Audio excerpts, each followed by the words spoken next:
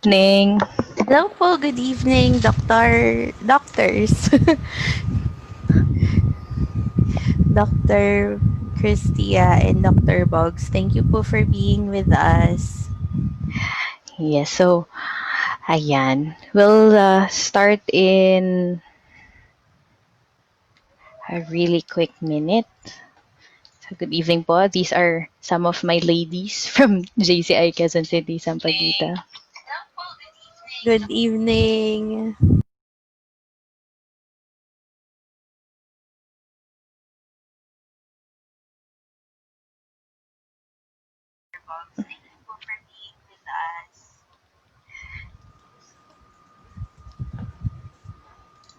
All right, so let's start. We are now live on Facebook. So good evening, everyone. Welcome to JCI Quezon City, Sampaguita's Got Heart awareness campaign entitled Fem First Pap Talk. So it's a program on awareness and prevention of cervical cancer. I am your moderator for tonight. My name is Jamie. I'm the 2021 local organization president of JCI Quezon City, Sampaguita. So to start with, let us please all rise or stand in attention as we sing our Philippine national anthem.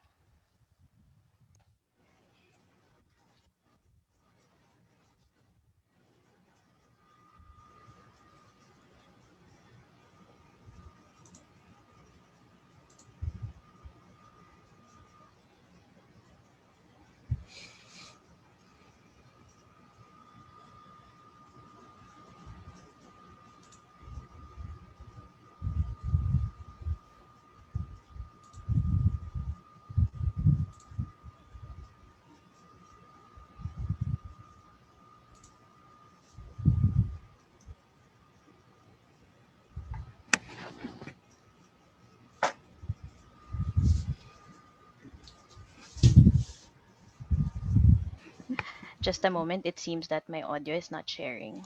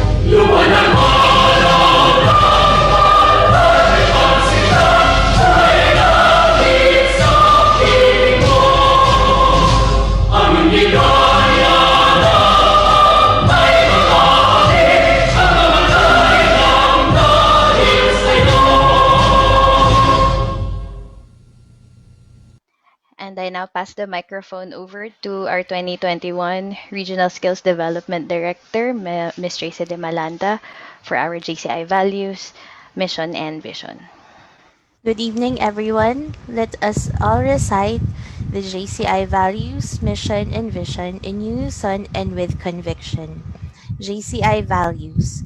We believe that faith in God gives meaning and purpose to human life, that the brotherhood of man transcends the sovereignty of nations, that economic justice can best be won by free men through free enterprise, that government should be of laws rather than of men, that Earth's great treasure lies in human personality, and that service to humanity is the best work of life. JCI mission to provide development opportunities that empower young people to create positive change. JCI vision to be the leading global network of young active citizens. All right, so thank you very much for that, RSDD Tracy, and good evening once again, ladies and gentlemen, and welcome to tonight's talk on cervical cancer awareness. Now, we were very blessed, or we are very blessed, to be able to share this night with two really wonderful doctors who would provide us with their insights about cervical cancer. Now, to start with, our first speaker is a very brilliant woman. She is the president um, last year of Philippine Obstetric Society, or POGS. She is also the Congress President of Asia Oceania Federation of Obstetrics and Gynecology, Congress 2019 in Manila, and country representative also of the Asia Oceania Federation of Obstetrics and Gynecology. She is also a faculty and staff of the Department of Obstetrics and Gynecology in the University of the East, Ramon Magsaysay Memorial Medical Center. She is also the chairman of the Manila Declaration of AOFOG, or the Asia Oceania Federation of Obstetrics and Gynecology, on cervical cancer elimination. She's also just in faculty of the OB-GYN section of UERMMC. She's also the City Health Officer of Navotas Health Department, the Chief of Hospital of the Navotas City Hospital. She's an active staff of the Department of OB-GYN and Capital Medical Center, a PMA awardee of Dr. Jose P. Rizal Awards of Distinction for Government Service in 2019. And she is also a Philippine Obstetrical and Gynecological Society awardee of Ramon Lopez Award of Merit for Community Service in 2017. So, ladies and gentlemen, let's please give a hand for our resource speaker for tonight, Dr. Cristia Padolina. Doctora, thank you so much for gracing us with your presence today. My pleasure. Good evening, everyone. I will keep my talk short so that we will be able to interact because surely I will need all of you to do the advocacy also for our society in terms of the cervical cancer awareness and elimination program. So let me start by sharing my slides.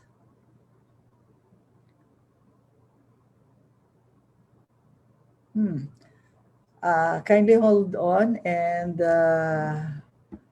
let me retrieve again my slide as it is not showing. Sorry.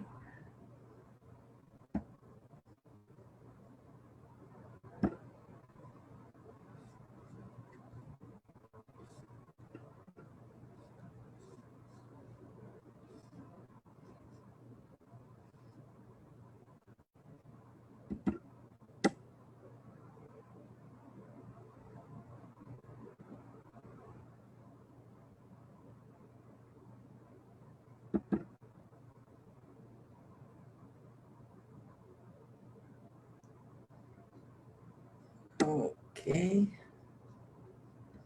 Let me now share.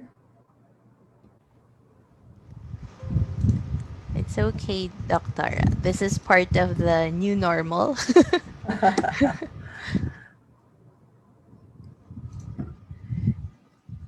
Okay, so share.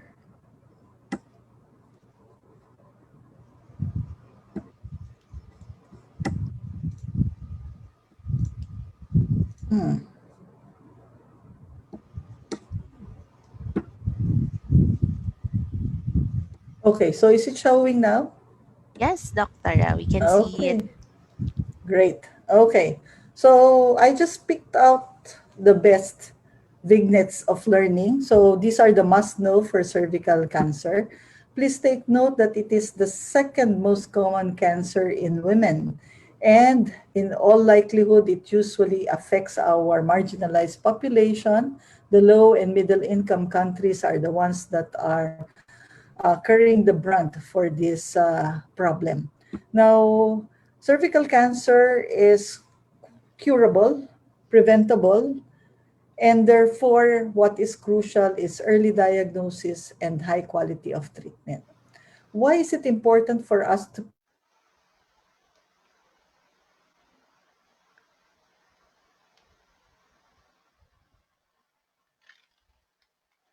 pick them up as the highest risk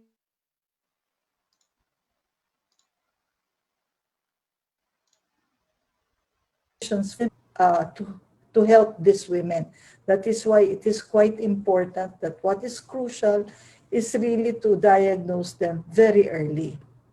So every year, one would be able to showcase that there are about 300,000 women who die from cervical cancer. Globally and locally, the incidence is quite high. So please take note that in with presented with this data, it is quite important for us to realize really that we should be, since this is preventable, this is curable, we should do our part in terms of advocacy so that we are able to inform the general public that this is entirely curable, and that as long as we are able to empower them to do what is needed for diagnosis and management, then we will be able to help them. Most of those that are affected are in the reproductive age group and therefore part of our socioeconomic workforce. And of course, since they also have children, if we are able to prevent deaths secondary to cervical cancer, then therefore we are also able to prevent families who would be losing mothers, wives, and grandmothers for that matter. So the current situation is that we get them usually in the late stage. We also looking at the environmental survey of these cases, there is also either a lack of access or women simply do not have the right attitude towards these kinds of examination. So how do we where when we say cervical cancer, what does it mean? It means that the cervix is a part of the uterus, but that is the one that is the most accessible from the vagina. So if you would be able to take a look at the picture that I posted on the right side of the screen, one would be able to appreciate a lip appearance when one undertakes a speculum examination. And this is especially why cervical cancer is closely associated to women who have partners that carry the virus, the human papilloma virus. So please take note that this view is accessible when we do Pap smear on patients, and it is quite important to educate them that doing Pap smears are not painful because sometimes that stops them from seeking health care. So this is just a graphical representation on how the cancer cells eats up the normal cells. So from the left side going to the right side, this is essentially how the cancer cells progresses and eats up the lip or the cervical part before it goes up and metastasize to the rest of the uterus, which is the part which carries the baby during pregnancy. So if you take a look at the pictures, it simply means that if there is a problem there, the first sign would be vaginal bleeding. Sometimes, or more often than not, vaginal bleeding that occurs immediately or in relation to sexual contact because of the uh, pressure that is uh, inherent during the sexual act itself. So let's take a look at the risk factors, because when we realize this one would be able to appreciate why it is quite important that there should be early diagnosis. Okay, so one of those is the HPV infection. I know that JCI has very young membership, okay? But the HPV infection and its relation to the discovery of the vaccine was, if I remember right, 15 years ago. This was awarded a the most prized award for medical research simply because they were able to isolate the cause. And because they were able to isolate the cause of cervical cancer, it has now become preventable and treatable. So other risk factors would be the following. Early age of sexual contact, less than 14 years old.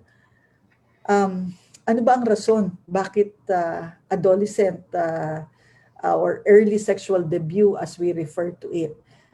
Um, the cells that are affected are usually easily multiplying. So therefore, if you start early with the sexual debut and you get the virus early, by the time you have 20 years from the first sexual debut, which has inoculated the human papilloma virus, then the sequencing of cancer growth has been initiated.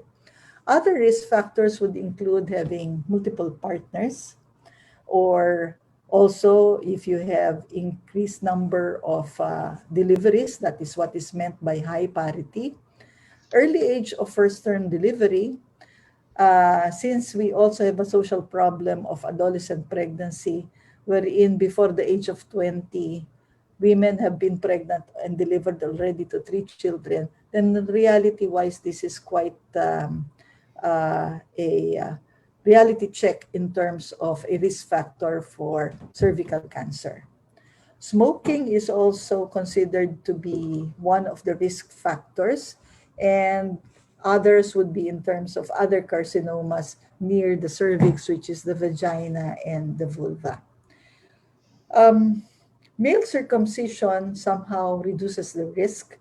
The reason being that uh, usually the human papilloma virus stays on the uncircumcised male genitalia. That is why it is placed here as one of the factors that might reduce the risk.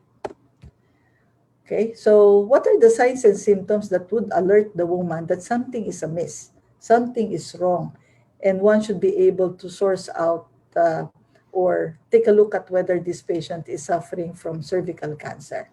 Unang-una, abnormal vaginal bleeding. So anything that is not in sync with the usual menstrual pattern, either in between, post menses, one should consider this.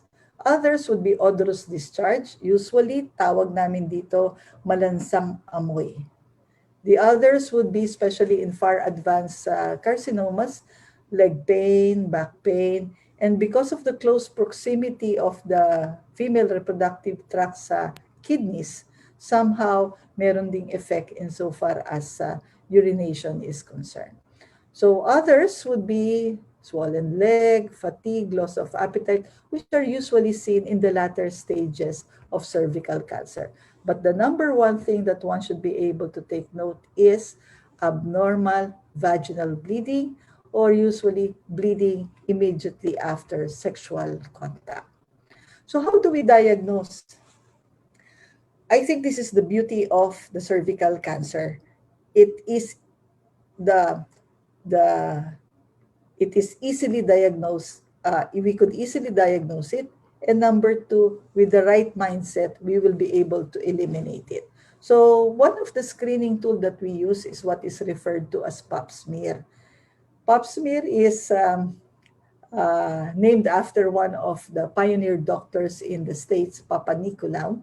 And basically what means is Pap Smear is, if you take a look at the picture that I attach on the right side, one would be able to put in a small cytobrush after accessing it with the speculum around the cervix. One should be able to touch it with the cytobrush. The exfoliated cells are now sent to the laboratory, and it will be able to tell us if there are exfoliated malignant cells that would trigger us to do biopsies and even surgeries once proven that really there is carcinoma on the cervix. The other way of doing it are those that I mentioned here, the punch biopsy, if we have zeroed in on the particular site of the cervix, and endocervical curettage if we are not sure where the carcinoma is, and we still also need to access the inner portion of the uterus. The other one here is a blood examination, which we refer to as HPV testing. Okay. So, madali lang yan. Lahat outpatient. Hindi kailangan i-confine. Kaya nga binabanggit namin sa mga pasyente namin, this is just an office procedure, but of course the pandemic posed some challenges insofar as this diagnostic exam is concerned. So how do we prevent? We are proposing that women usually regularly have checkups with the obstetrician gynecologist. And during these regular checkups, we would be able to do history, physical examination, and we would also be able to do the cervical cancer screening through the Pap Smear. This routine should be done at least every year. And because of the ultrasound examination too, we are able to match the two for partner. But more importantly, for diagnosing or for screening for cervical cancer, one should be able to do Pap smears. Okay? So part of the prevention is, which I need to highlight, is of course, we need to take care of our children. We need to teach them that as much as possible, there should really be a delay of the first intercourse. Women or young girls should be able to say no to the first sexual contact simply because the maturity is not yet there. Secondly, this will predispose her to infections and also to cervical cancer. The use of condoms should also be emphasized pagka hindi napigilan. Okay? Simply because if there is no, because this is a transmission of the human papilloma virus, that is why condom is also a part of the prevention. Okay?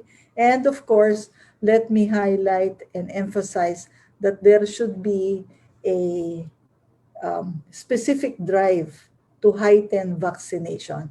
As I've said, 15 taon na, 20 taon na kami nagkukumbinsi magbakuna. But if we take a look at the population of women and girls, the percentage na nabakunahan is just 5% for something that is highly preventable. Okay? So, siguro kailangan ko i-translate ano ba yung human papilloma virus. The papilloma virus na tinatawag natin is roughly translated sa Tagalog or sa Filipino parlance as kulugo. Pero itong kulugo na to, this human papilloma virus is specific. Meron po itong parang genetic coding na tinitingnan natin, and it's extremely notorious for causing cervical cancer. So, what do we do? These are generally the guidelines that are being proposed. Sa halip na mag-treat, which is more expensive, mas mahirap din for the patient, mas maganda that at age 11 to 12, the girls already receive their Hpv vaccine, which is a 3 shots over the next 6 months for her to attain quote-unquote immunity for this one. So it's a sequence shot that has to be taken. So it is most effective if it is provided for girls aged between 11 to 12. But one of the type of vaccine could be readily available at age 9 years of age. Okay. So when there is already sexual debut, with first sexual contact, then we also advise that the woman at age 21 should already have or subject herself to a Pap smear. Okay. And of course, moving forward beyond the reproductive age group, going into the menopausal age group, we still advise to continue on with regular Pap smear and Hpv testing as sequenced in the slide. Okay. So, what do we do? Saan ba pwedeng magpa-Pap smear? Actually, even our government health centers have facilities for Pap smear. And if they don't, we have what is referred to as visual inspection. Yan po yung tinatawag nating VIA, na kung saan tinitingnan by speculum, tinitingnan pagkapahid ng suka. Okay? Acetowhite. Nagkukulay po yung area that is suspicious that might be affected for cervical cancer. So, para po nga mabilis yung pag-assess, lalo na dun sa mga nagtatrabaho po na hindi or marginalized, ito ho yung ino-offer namin para hindi ho masyado makain sa oras for them. So for those who would do Pap smear, this is a regular examination. If suspicious, we go to the next level of testing, and that is what is referred to as colposcopy. Parang malaking microscope po yan, sinisilip natin ang kwalyo ng matres para alam natin kung saan site po tayo magbabiopsy so that we are properly guided when we access these sites. Okay? So, treatment. Halimbawa, na-diagnose po na merong cervical cancer, kakailanganin po na staging.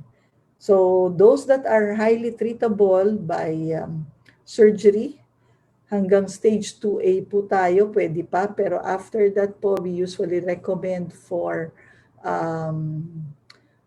beyond surgery or hindi na ho siya candidate for surgery. And surgery ho na ginagawa natin dito, depende po sa age group, is either a hysterectomy, which is a medical term for removing the whole uterus, including the cervix, or subject them to radiotherapy. Worst case scenario, in advanced stages, kasama pa pati chemo. Okay? And in the Philippines, I think the complication of having any type of cancer or malignancy is financial drainage. Okay? Yun ang problema. Nauubusan na resources. So humihinto magpatingin. So definitely the survivorship is compromised. So I'd like to thank, in fact, I was so happy when I saw the invitation, the screensaver that was being used, because yes, the teal color is the symbol for cervical cancer prevention.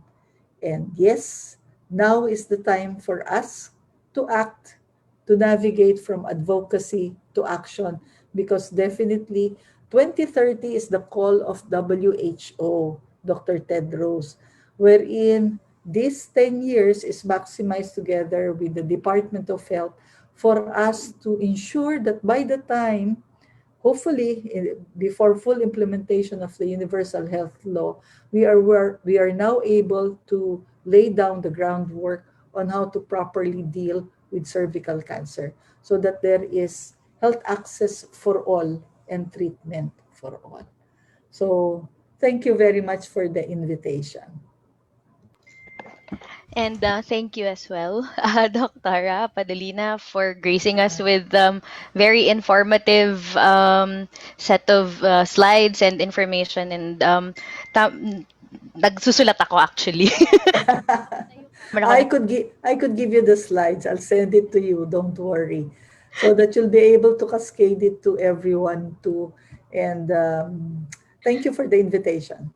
Thank you again, Dr. Now, we do have questions coming in, of course, from Facebook and as well as here inside Zoom. In fact, I've seen one of our ladies, Janelle, raising her hand earlier.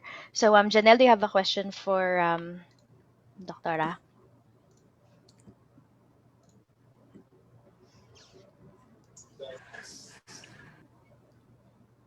Janelle, are you there? Yes. Sorry, actually, that was accidental. But since I'm already on the... Thank you, Doctora, for that very informative presentation. I'm not sure if I heard it in your presentation, but is the also one of the treatments where you burn the cells? Because I remember when before I knew of what is that treatment called, and at what stage would you recommend considering if there are cells which could be cancerous, but I forgot what my OB said, but she recommended burning them in the meantime. Pag sinabi kasing burning, that would be cautery, okay? But there's another technique, what you call freezing them, okay? Which is cryotherapy. But we usually reserve these two for, not for cervical cancers, but really for, because the presentation for the discharge might be the same for cervical infections.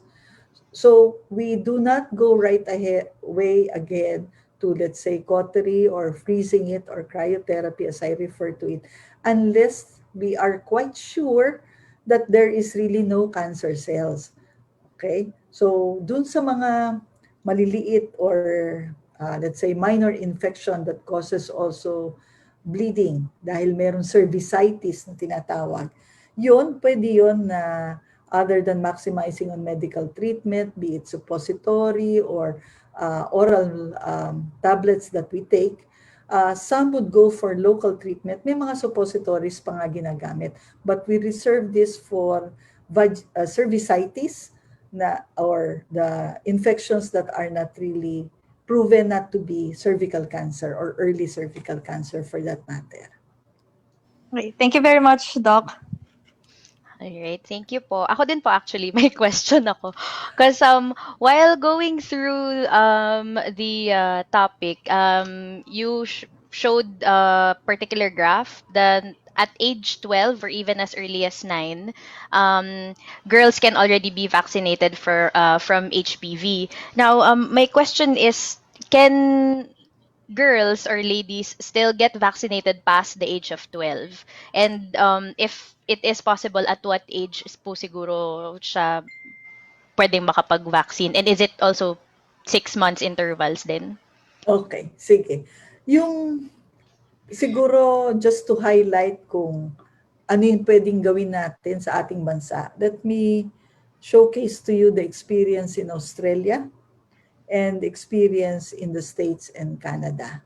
Okay, in Australia, because the healthcare is for all and it's for free, these vaccines are provided to school children and girls, and the boys are included. Okay, across all ages, I mean across the whole country. Okay. Now, the reason for doing this is that they realized that when you do the computations, it's much more expensive to treat rather than to prevent. Okay. So that's the reason why they go for this preventive measure. Banggitin ko na rin na ang rason kung bakit binavaccinate din ng boys sa Australia is because not really because there are other sites wherein the HPV, the human papilloma virus, could go. Okay, and of course, pwede rin, that's the main reason why the boys are also being vaccinated. Kasi pwede rin to sa anal, pwede rin to in other areas. Okay, so meron ganung vaccination. Okay, so yung tanong, yes, it is provided to girls as early as 9 years old, ideally at 11, depende dun sa tatak ng vaccine na kukunin. But it is also provided to women in the reproductive age group. It is also provided in that sequence. Currently, dun sa girls, 2 doses lang yung isang brand, okay, na binibigay. But for women, 18 and above, usually yan, 3 doses ang binibigay. Ayan. Thank you so much po for that, Doktora. And we have questions on our Facebook live. So there's one coming from, nawala na sa akin yung question. I'll ask the question na lang to Dr. Hindi po. Dr. from Precious Lalaine Cruz. I think you already discussed this, but maybe just to emphasize, if can she asked if can cervical cancer can be prevented. So I believe you answered this, but just to emphasize the preventive measures. Okay, so meron tayong pharmaceutical way of preventing it. Meron din tayong non-pharmacologic means. Unahin ko yung non-pharmacologic means. Since the initiating factor is early sexual intercourse, Prevention is prevent or no sexual intercourse, preferably during the adolescent age group. So our recommendation is no sexual debut at very young or teenage or adolescent age group. Number two is we also utilize the vaccine for primary prevention. Number three is if there is early checkup, early detection rather than preventive measure, one should be able to consult very early uh, or have the annual checkup so that we diagnose them very early also. And I think I included part of the smoking kasi alam naman natin ang smoking kasi may mga kasamang nicotine triggers a lot of uh, mutations, mitosis. That is why usually it is if you don't engage in smoking, it prevents a lot of malignancies too. Okay. Okay, thank Condom you pa po, pala, Dr. Ah, nakalimutan kong yes. banggitin. Use of condom. Okay po. Doctora, thank you for reiterating para lang din for everyone to remember. We have questions also actually from our members themselves. Erin or Opilan, maybe we can start with your question. Are you there? You can unmute and turn on your video, please. Thank you. Okay.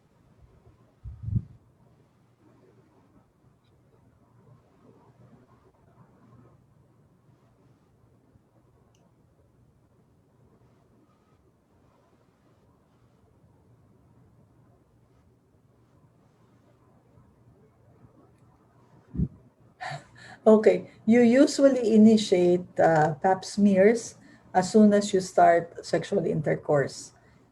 Or if you are age 21 and above without sexual intercourse, usually you also do it.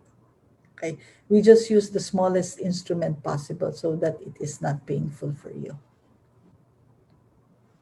Mm.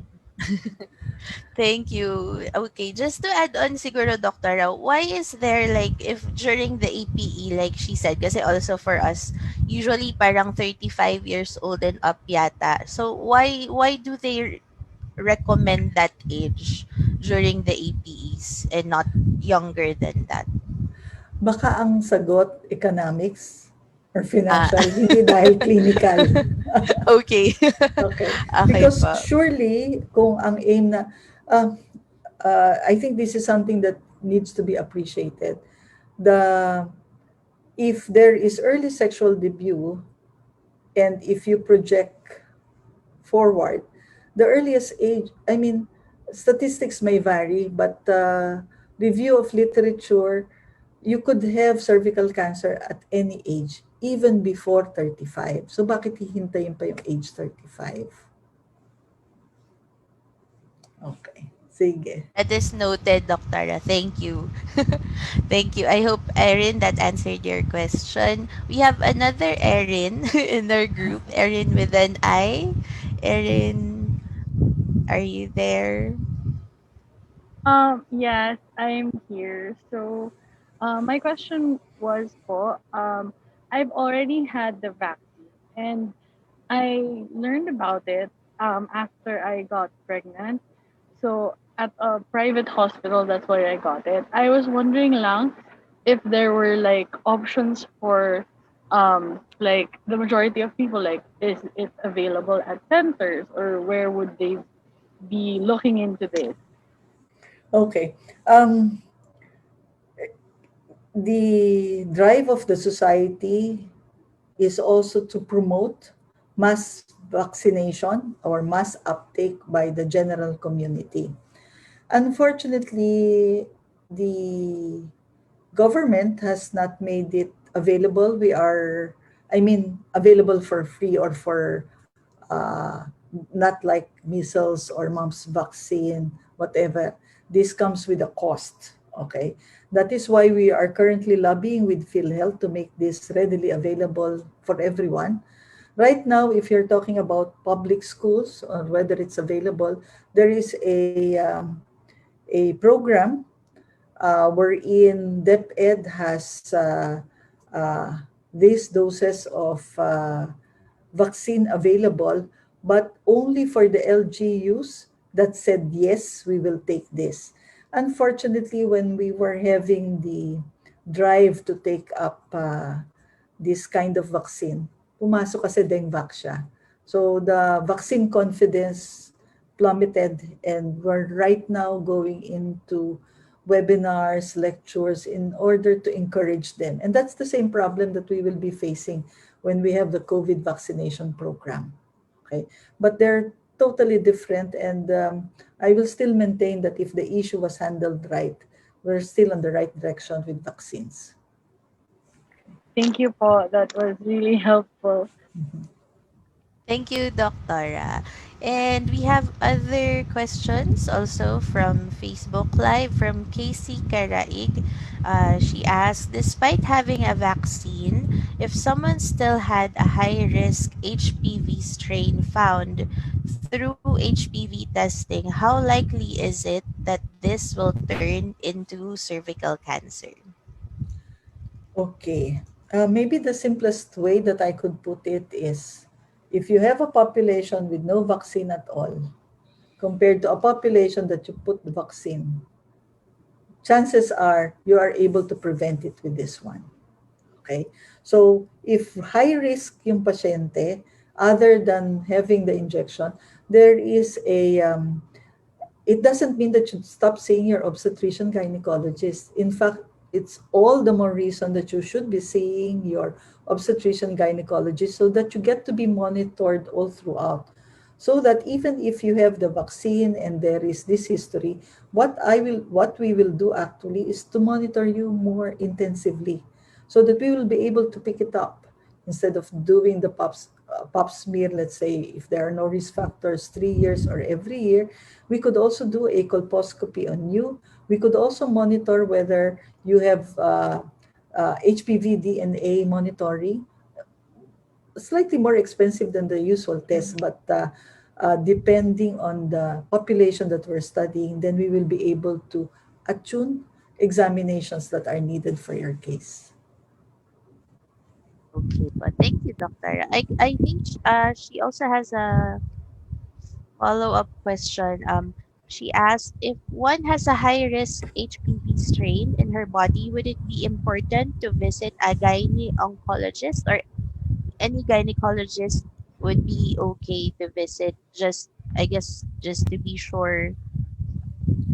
Okay, a gyne-oncologist is a general gynecologist who took extra 4 years because they are specializing in carcinoma or malignancy in women. For us, like me, my specialty is different. It's not oncology. My specialty would be on ultrasound examination. If on the general note we are able to screen them and see it fit that a referral to a gynecologic oncologist is needed, then we do refer. So it's just like you have a tier of or leveling of healthcare so that you are able to ensure that they are matched with the right doctor. Unfortunately, the number of gynecologic oncologists all over the country is less than 10% of the member population of the gynecologist.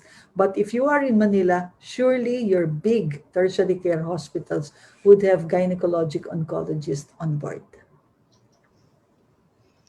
Thank you All po, right. Doctor. Okay, thank you so much for that. And we have one last question, and it's also on Facebook from Mimi Lebindao. So her question would be, I was supposed to get a vaccine.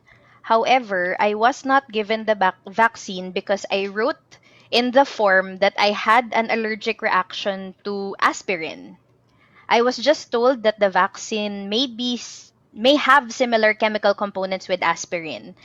Are there vaccines I can get that won't cause any allergic reactions?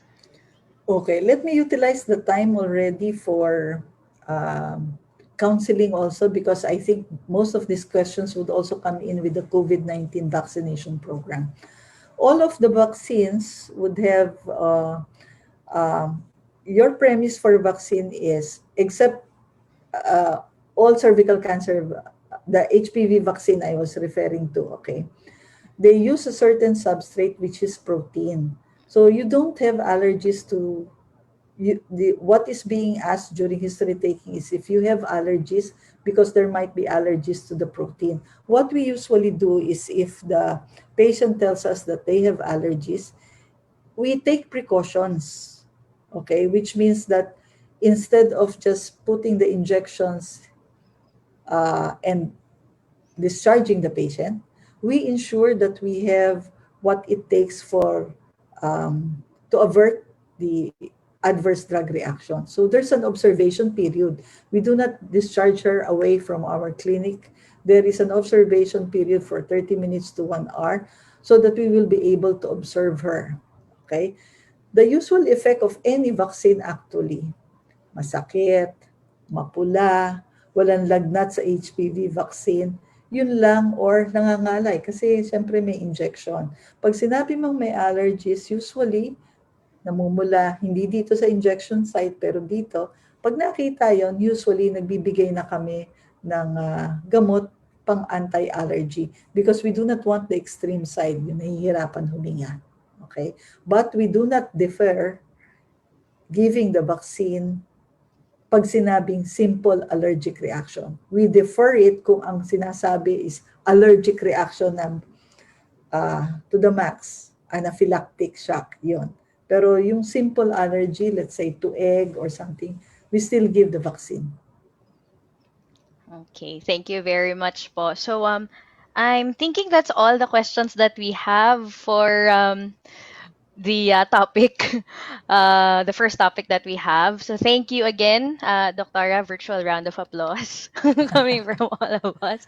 And of course, to end your session, we would like to give you a certificate of recognition. Dali, share ko. Naka-share na ba, guys? Yes, yes. There. So this is to recognize Cristia Espadolina, MD, FPOGS, FPSUOG, for her insightful talk on cervical cancer, early detection, and ways to reduce risk. Given this 22nd day of January 2021 via Zoom online, signed by yours truly, Jermaine Rosales, 2021 Local Organization President, and Riza Arena Medalla, 2021 Local Organization Secretary. So thank you so much po again, Doctora, for your time. I really Thank appreciate you. it's a very busy um, you know, start of the year as well. So we're really grateful for your presence tonight ulit po. Okay, and thank you for the collaboration. The Filipino OBGYN Society is always at service and would appreciate efforts like this so that we will be able to serve our Filipinas better. Thank you. Yes, Doctor. And to more partnerships again. Sure. Love to have you again in any one of our webinars. So, yun po. Thank you so much, Dr. And have a lovely evening. And I'll move on to our next resource speaker. Okay, permission to leave and thank you very much. Thank you as well for your time, Dr. Have a lovely Uh, evening po. could I request one picture so that I could submit it to POGS? Yes po. Pwede ba? Wait lang. Yes, no problem, doctor. Share Okay. ng screen. Erin, can you stop the live or we'll be back thing Ito, there? sandali lang po. Sige Okay, lang, good Doc. evening everyone. Okay, thank you po. Nice Thank you, seeing you, Bogs. Doctora. You, oh, you know each other po. Okay, Yes. Thank you, thank Doctora. you. Thank you. So, there you go. And we move on to our next speaker. I will just share my screen. So, going live.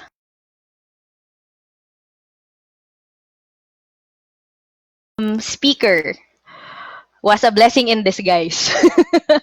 So he is actually he's a graduate of Doctor of Medicine at FEU NRMF. And he is also a radiation oncology doctor by profession. He is also a Rotary past president of the Rotary Club of Manila South, and also the founder and proponent of a telemedicine app called Cervic. So, without further ado, kindly give a warm virtual welcome to Dr. Vogs Rivera. Hi everyone. Foremost, while I'm trying to share my screen to you, I'd like to thank JCI Sampaguita, you're the first woman chapter in Asia, I believe, no.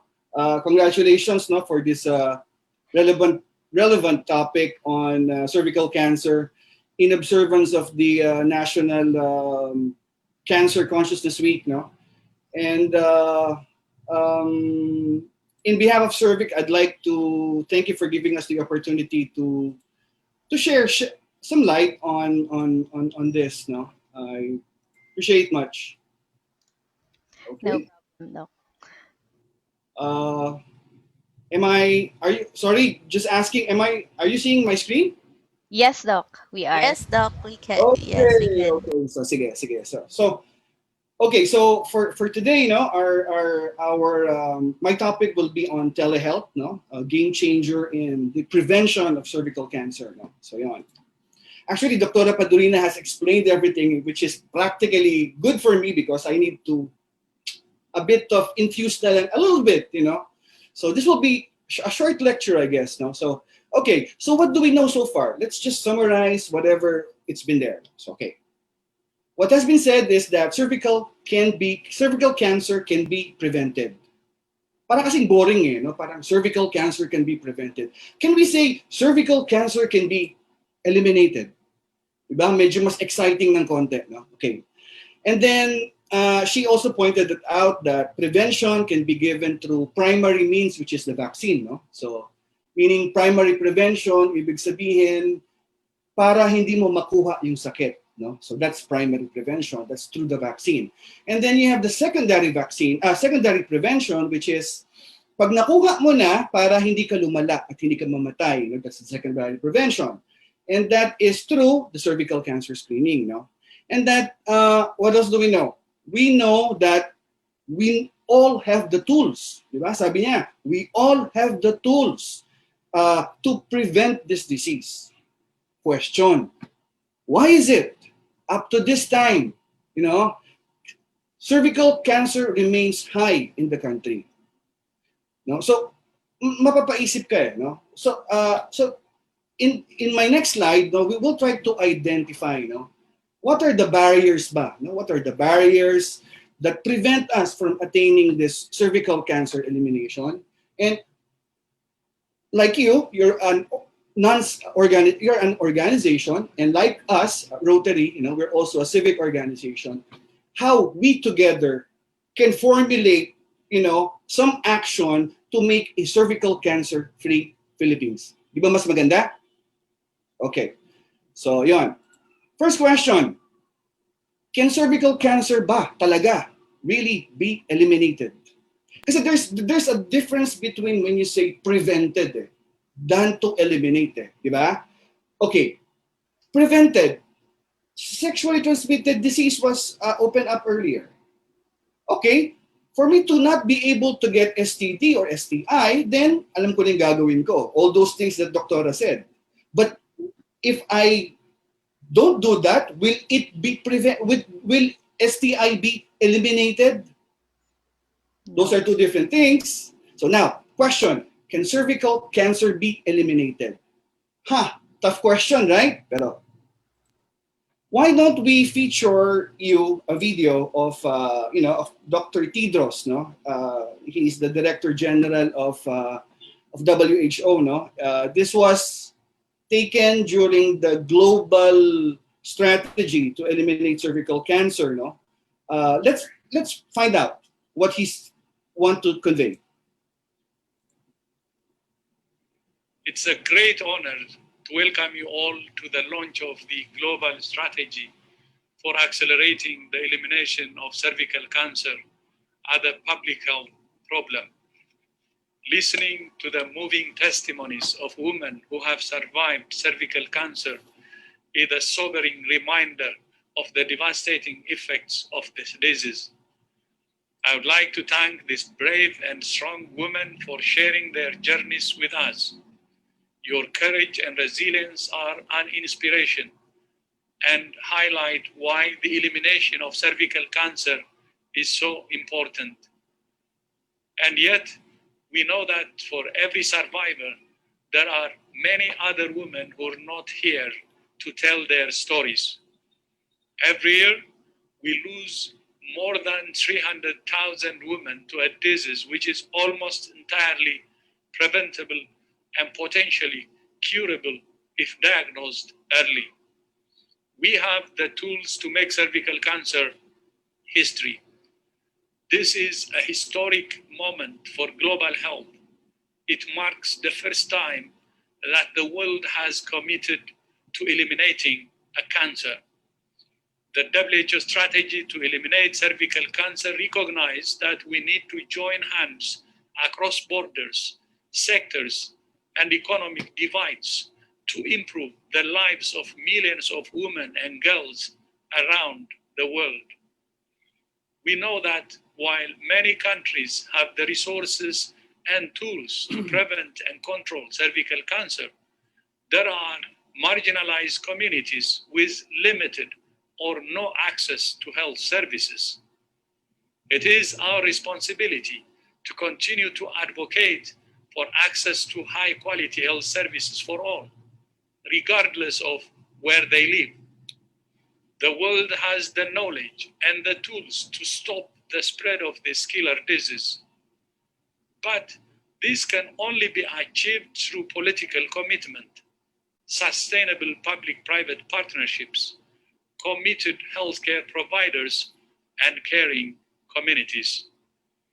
And we must remember that effective services to prevent and treat cervical cancer can only be delivered by strong health systems built on the foundation of primary health care as part of every country's journey towards universal health coverage.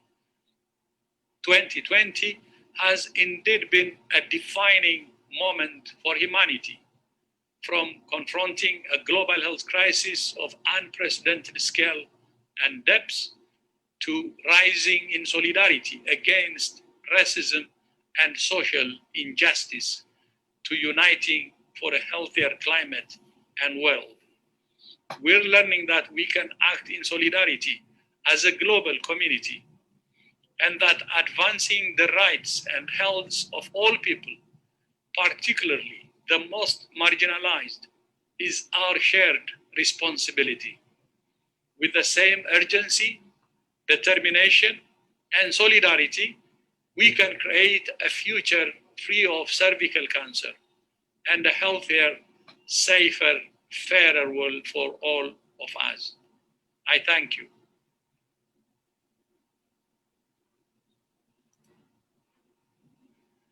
It's a great honor to welcome you all to the launch of the global strategy for accelerating. Okay, so let's just read on what he said. No, he said every year we lose more than 300,000 women to a disease which is almost entirely preventable and potentially curable if diagnosed early.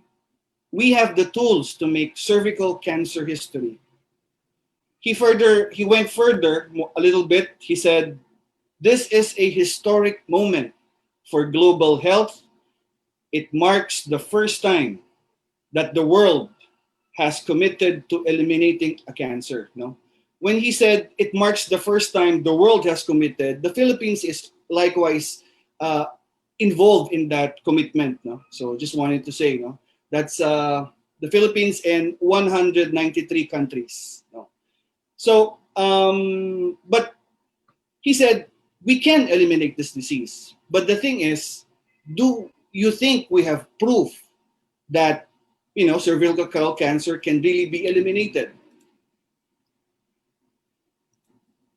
Australia is one of the first countries, no, to eliminate this disease by 2035. No, as what Doctora said, they had immunizations of children below 15 years of age, both men and women, and that they have a national cervical cancer network. No, so they are now enjoying a low incidence in cervical cancer because of that. The Philippines too, syempre, pahuhuli ba tayo, no? We also have a cervical cancer vision, no? To become cervical cancer-free Philippines by 2040, no? But because of, COVID recently and as mentioned by the Doctora, the outpatient services has stopped, and that remember, cervical cancer screening is part of the outpatient services, so it has temporarily halted in at some point. Now the question remains is, can we actually attain doing that this vision of 2040? Okay, so here it is. No, this is the WHO global strategy, no, to eliminate cervical cancer. Now let's take it one by one. No? So they said, for you to eliminate this disease, dapat you should have 90% of girls vaccinated against HPV by the time they reach 15 years of age. Dapat 90%. No? Again, dapat 70% of your women population, meaning age 21 to about 69 years old, no, should have at least a screening, a cervical screening, no, of a high performance test, age 35 to 45, and that 90% of women with cervical disease should receive treatment for precancerous, so papunta pa lang, hindi pa to cancer, mamaya iisa-isahin natin yan, no? And or invasive disease. Invasive disease, that is the one that is caused cancer, no? So yan, isa-isahin natin. So let's first take the vaccine, no? So ang sabi ng WHO, for you to become eliminated, you should be 90% vaccinated total population of girls age 10, 9 to 15, dapat 90% mabakunahan ng anti-HPV. Okay, so let's take that up. We have three kinds of HPV vaccine. No? We have the Cervarix and the Gardasil 4. No? Both of which they were launched yata, I think, sometime in 2008. No? 2008. They offer 70% protection. And then we have the medyo bago-bago ng konti. This is the Gardasil 9, no? Which offers 90% protection. Yeah, no? So, again, we have the vaccine. Unfortunately, mamaya may sasabihin ako regarding sa vaccine. Okay, now, question naman sa inyo. Ibapasa ko yung question sa inyo. Mahirap din kasi magsalita from my end. No? So, okay. Kunwari, no? Like for example, JCI, Quezon City, Sampaguita is so passionate about ending cervical cancer in the Philippines. And they have this billions of pesos, no? So they spent those billions of pesos that JCI Sampaguita had, no? In purchasing immunization, and that you were able to vaccinate 90% of women population aged 9 to 14. Here is the question. Do you think that by vaccinating 90% of the population, do you expect a decrease in cervical cancer incidence by 2040? Good question, Doc. Right. Okay. So let me para lang kasi baka maano kayo I'm sorry. I don't want to put you on on the spot, no? But I think it's a good question, right? Okay. So let us learn more on vaccines. Okay. So well, these are things that my inputs ko lang to, but let's take it up. Okay. So remember, vaccines are not immediate, no? The effect of vaccines are not immediate. Even if there is a computer program, yan. It's a computer modeling program wherein that was actually in a study that was derived by WHO, and they put it into their modeling program that when you vaccinate 90% of the entire population of women aged 9 to 15, ang sinasabi nila, it takes 40 to 82 years, no, bago you can see a decline in the cervical cancer incidence, no? So 2040 using vaccine, I don't think so, no? I don't think we can achieve that by using vaccine alone. The earliest possible, if we have the money today and we vaccinate, the earliest possible time that we will get this is by 2059 to 2104, no? By then, kayo na ang mga bossing na ng Pilipinas, no? So because as early as now, you are already planning to come up with a strong advocacy to protect and empower the women population. So congratulations, no? Another thing that you need to consider, understand is immunogenicity, no? What is immunogenicity? Well, immunogenicity is the ability, kapabilidad, no, ng vaccine to provoke a response. Ano yung response na yun, Doc? The response is para hindi kayo magkaroon ng HPV and then para hindi kayo magka-cervical cancer, di ba? Ngayon, ano ba yung mga datos? Ang datos, ang sinasabi ng datos is hindi pa sigurado yan, no? Hindi ko sinasabing hindi sigurado yan. Hindi pa lifelong immunity yan, no? Kung nagpa-inject ka ngayon, for the 14 years, protektado ka. But the 15 years, I do not know. Doc, where are you coming? Where is your data coming from? Well, it's basic, no? Itong mga ito started in 2006. No, itong mga vaccines na to, the earliest vaccines were, I believe, Gardasil, and then came Cervarix, no? And then later on, medyo 20-something na, no, was the Cervarix 9, no? According to Gardasil 4, no, pag in-inject ka ngayon, which was in 2006, they were able to show that there is still protection, immunoprotection from HPV this to last year, which is 2020. So protektado ka for the next 20 years, no? For the next 14 years. Pero after that, I do not know. And practically, that is the reason. Magtatanong ka, bakit itong bakuna na to, merong booster?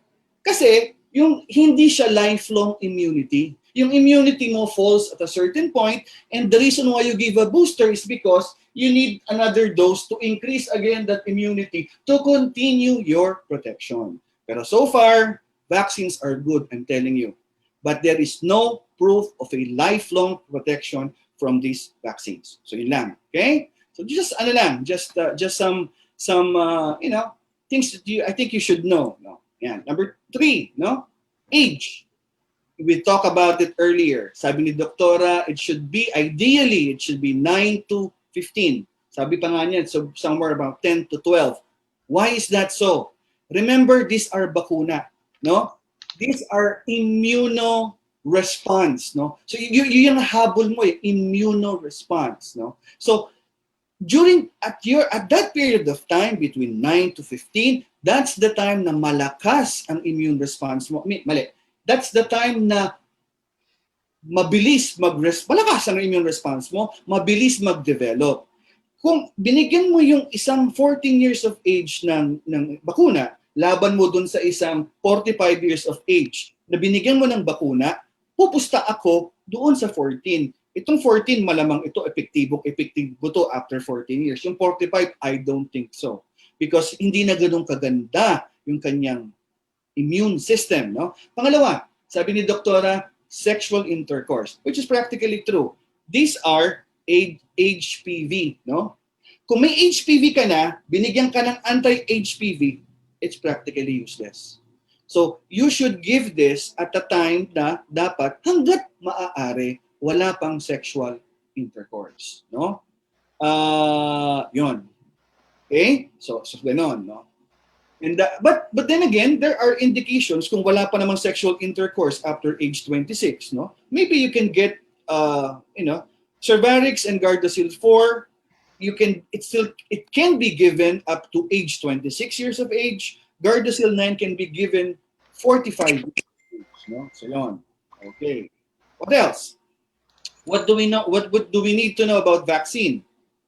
Yan. Another thing, kakasabi din ni Doktora, vaccine scare or HPV vaccine hesitancy, no?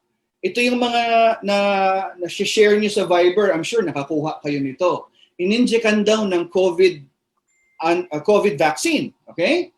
Ang ininject daw ay Sinovac, no? Nangisay-ngisay yung pasyente. Pagkatayo, nag-Chinese na, pero Tagalog originally yung pasyente.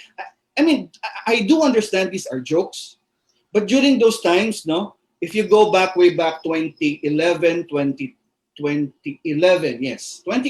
2012, there were scares in Japan, there were scares in European countries na mismong yung mother nagsasabi na bakit na ganito yung anak niya, and then they blame it out on vaccines.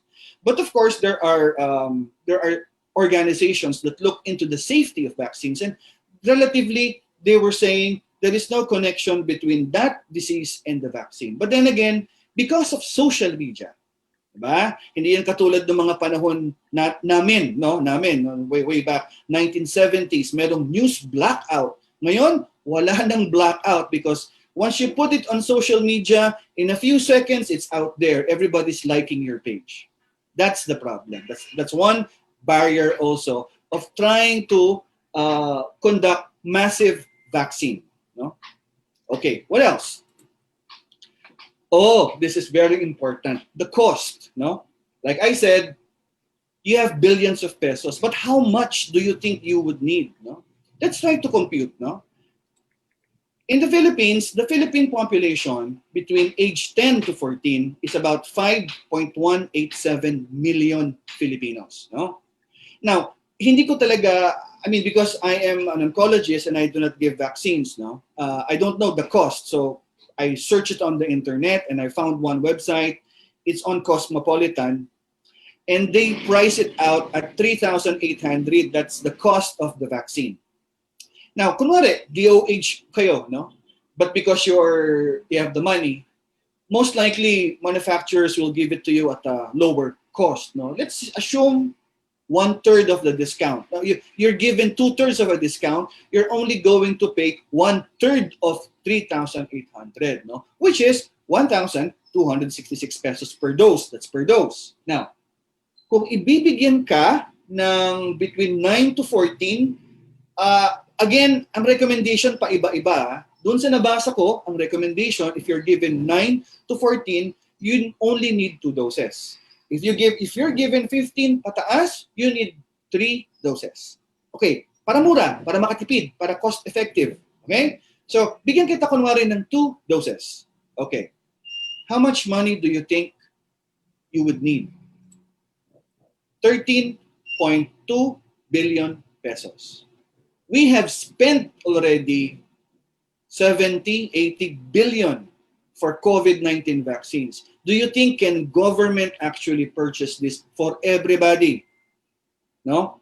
So ano magagawa natin doon? Maybe siguro yung mga taong may pera naman, probably you can buy on your own. Probably, no? Or you can encourage people to buy it on their own, no? But then again, may problema yon, no? I will put that later, no? Now, this is another thing, no? Akala ng mga ibang tao na pag nabakunahan sila, it offers 100% protection. No, it does not. It only offers 70% kung ang kukunin mo ay Cervarix o kaya Gardasil 4. It offers 90% protection kung ang kukunin mo ay Gardasil 9. Okay. So walang 100%. Wala pang vaccine ngayon that covers all 30 to 40 HPV high-risk types. Yeah. And then lastly, I was able to attend yung November 17 last year, no, the WHO Global Strategy. No? So they said na right now, vaccine availability is very limited. Okay? Kung makakuha ka, swerte mo, salamat ako. It's going to be, the cost will be high. Typical demand and supply principle. No? So, when will the vaccine be regularized? When can you get in bulk? No? You can get in bulk by come 2024 pa. Okay? So that's it. So now we go now to another, we've talked about vaccine. Let's talk more on screening. No? Screening, okay. So ano bang sabi ng WHO? Sabi ng WHO, dapat daw 70% of women should be screened, no? With a high performance test by 35 to 45 years of age. I think, to me, no, what is important here is the word 70% of women population to get screened. Now, makikita mo dito, high performance, 35 to 45. Yes, that is cost effectiveness. Ano daw yung pinakamura na makukuha mo pa rin na yung outcome mo medyo maganda-ganda pa rin? That's the cost effectiveness. Ang sabi ng World Health Organization, to become cost effective, but because remember that's their scope, no? Ano yung pinaka cost effective na ipasa sa bansa, no? So ang pinaka cost effective is for them to have 70% to have HPV DNA testing and plus either Pap Smear or VIA, no? At the age of 35 and another at the age of 45 years of age. Pero hindi yan dapat sa atin. If you really would want to save lives, and if you really would value your life, no, you should go an annual screening as prescribed by the Philippine OBGYN Society, and what was emphasized by our first speaker, of course, the immediate past president of POGS, Dr. Cristia Padolina. No? So yan. Okay. Now, cervical cancer screening. Oh, we have all this in our bag. No?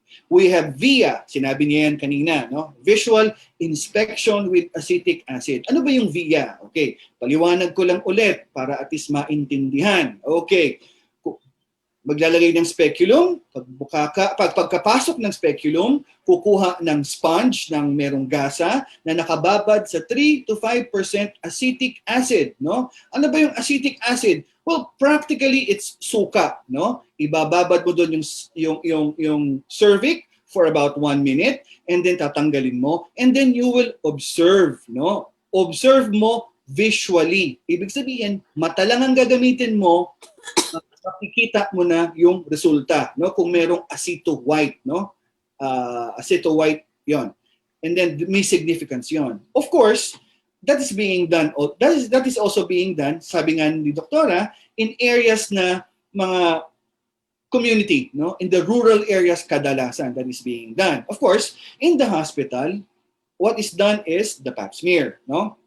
Nga pala, baka mamaya maglagay kayo ng kahit anong suka. Hindi basta-basta, baka mamaya maglagay kayo ng pinakurat. Wag naman, no? Kasi pinakurat has what? Onions, garlic. Wag. Hindi.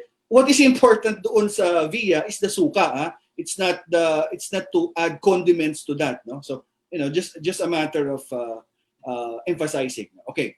So for Pap Smear naman is you're trying to get a speculum, a specimen, no? In the ectocervix, yung cervix sa labas, no? Nakikita mo yung picture, no? Parang ano yan, parang kumukuha yan, sabi naman ni doktora, hindi naman daw masakit yan, no? And then, they put it on a slide and then they pass it on to the pathologist, no? After 3 days or after 1 week, babalik ka, makukuha mo yung resulta.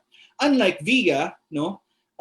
VIA immediately makikita mo na yung resulta, no? And then lastly, ito medyo expensive to, pangalan pa lang.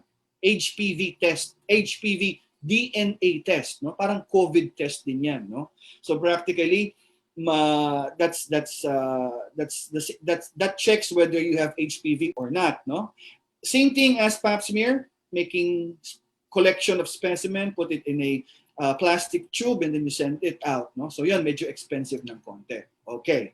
So my point lang here is we have all the tools, no? And yet, despite of all that, again, our incidence still remains high. So, balikan ko lang kayo. Ano again ang sabi ng WHO? 70% of women should undergo screening. Okay, now, here is the question, no? At sa tingin niyo, in your own opinion, no?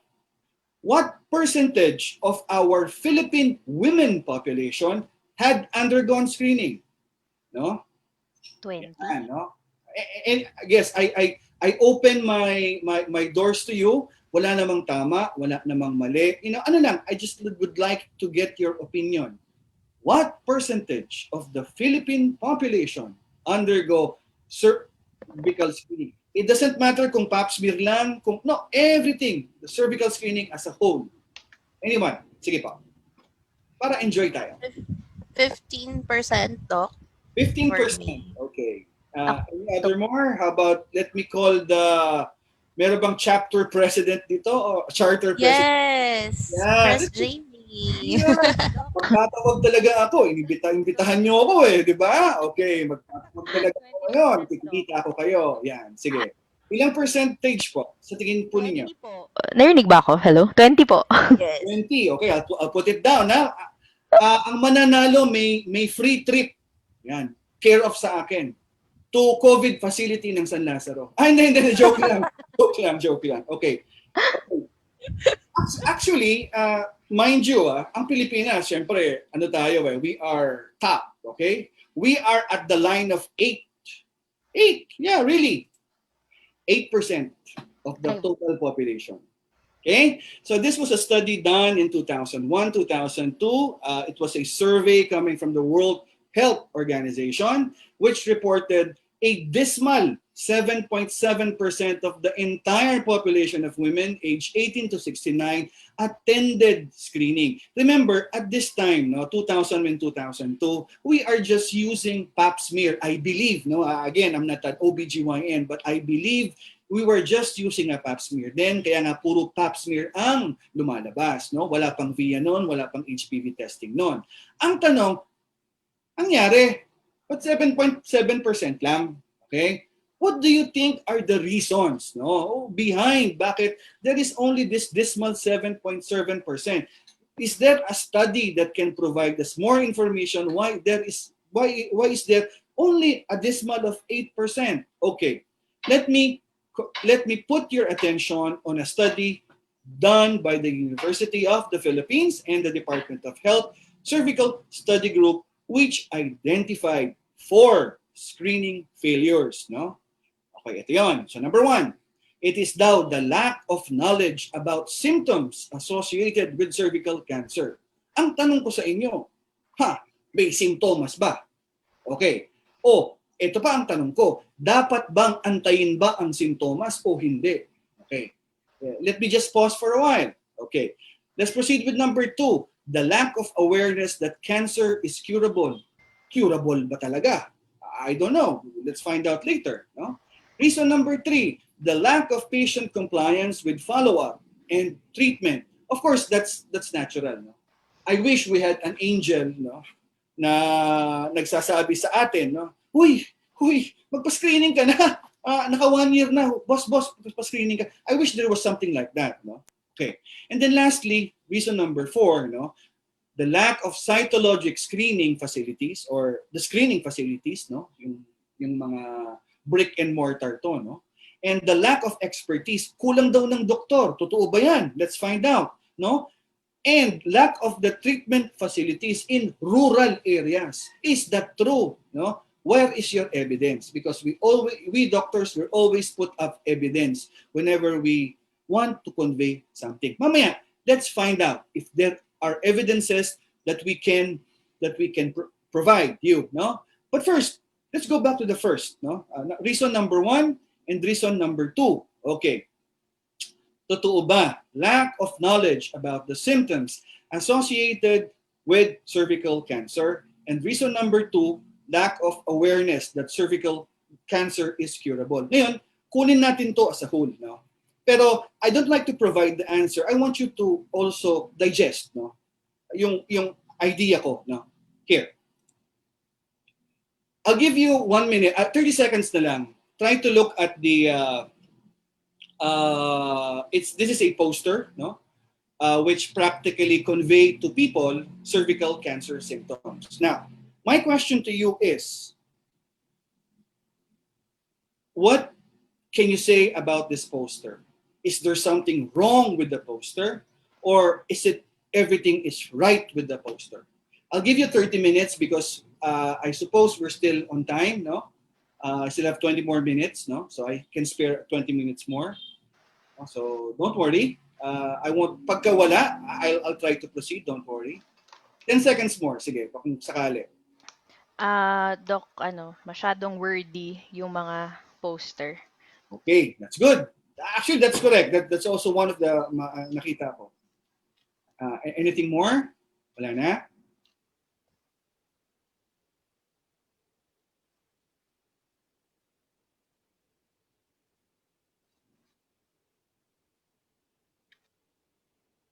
Yes, yes. Parang mahirap. Yeah. Actually, those were the initial things that I thought of, no. Pero looking it a little bit deeper, sabi ko, merong mali talaga dito eh. And here is my piece, no. Again, this is just my opinion, no. The posters are very informative. No doubt about that. Words are correct. They're all truth, no. One issue I think is it may sound passive for the Filipino people. No? What do you mean passive, Doc? What do you mean by passive? Look, so ibig mong sabihin, doktor, aantayin ko pa itong mga sintomas na to bago ko pupunta ng doktor? I don't think so. With the Philippines, 11 Filipino women dying each day, I don't think this is the right thing to do. No? Let me emphasize more what I want to what I want to emphasize. Okay, let me say this. Okay, look at the slide here, no, at the leftmost, no, that's the incidence of women diagnosed with cancer who went for treatment into the Philippine General Hospital. Okay, this was a study reported by none other than gynecologic oncologist Efren Domingo and gynecologic echo Ana Victoria Echo D, no? D Echo. Okay, in 2009. Look at that. Most women that go to PGH, or probably we can say a lot, is late na yung stage. Diba? Almost half of the people who go to hospitals are already late in the stages na because ito ang tendency ng Filipino people. Wala namang sakit eh. Bakit ako pupunta ng doktor? Diba? Okay. When you do that, look at the picture on the right side, no? What is stage 3? Utang na loob. You have only 30% to 35% chance na buhay ka sa mundong ibabaw, no? That is the emphasis. Okay? That is the emphasis. Because if you wait for the symptoms, you should tell your friends you have only a 30 to 35% chance na buhay ka in the next 5 years, malamang, no? Then you still have to spend people na katulad ko. I'm a radiation oncologist. Normally kami ang gumagamot nito, of course, along with the gynecologic oncologist for chemotherapy and brachytherapy, no? So alam mo yun, gumasta ka na ng 200,000 pesos, 300,000 pesos, hard-earned money, and then bye-bye after 5 years. So that's my point. Whereas, when you refer patients for early cervical screening, for cervical cancer screening, there is a highly likelihood chance of getting them in the carcinoma in situ. Nakikita niyo yan? That's the pre-cancer stage. No? Wherein, what is the 5-year survival? Pakibasa nga, it is at 100%. No? Mura na ang ginastos mo. You can even get that cryotherapy for free at the Philippine Cancer Society. Wala kang ginastos, buhay ka pa. Okay. Ilan sa atin ang gustong maging hero? Hero, no? Like Jose Rizal, like Andres Bonifacio. Jose Rizal was gunned down at Bagong Bayan. Andres Bonifacio was practically slain by Emilio Aguinaldo. I mean, I don't know if that history is true or not, but they were heroes, no? Here, all you need to do is to advocate cervical screening. All you need to do is to promote cervical cancer screening and get those patients screened. Because when they are diagnosed with the pre-cancer stage and then tinreat mo sila, you are the hero. You are the hero in their lives, I tell you. hindi po mabibili ng pera yan. No? And that's why I am so passionate about this. So going back to the poster, I don't think you should improve that by saying, get screened. Because if you get screened, chances are you will be somewhere in the carcinoma in situ or stage 1, probably 1A, 1B, 1B1, 1B2. You have a 100 to 85% survival.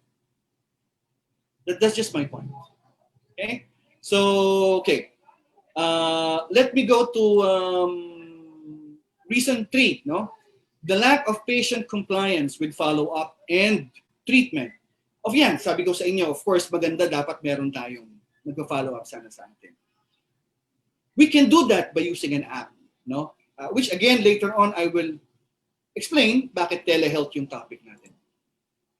And then reason number 4 is the lack of cytologic screening facilities, no? Kulang daw ng screening facilities, kulang daw ng doktor, at kulang daw ng treatment facilities. Really? Doc, where's the evidence? Okay. This was a study done by, actually, nakuha ko to recently, and I was really thankful for he is a OBGYN, I think, resident. I'm not so sure, no? I've never met the guy, but I kind of got his work, examined his work, and very nice, no?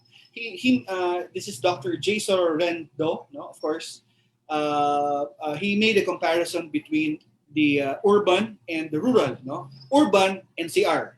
Rural, Bicol region. Look at community screening program. Hindi hospital, community screening program.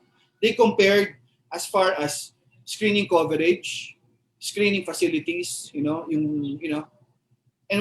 what did he found out, no? Screening coverage at NCR 5.5%. Mababa pa rin, no? Pero wala nang mas bababa sa Bicol region, 0.39. Imagine that.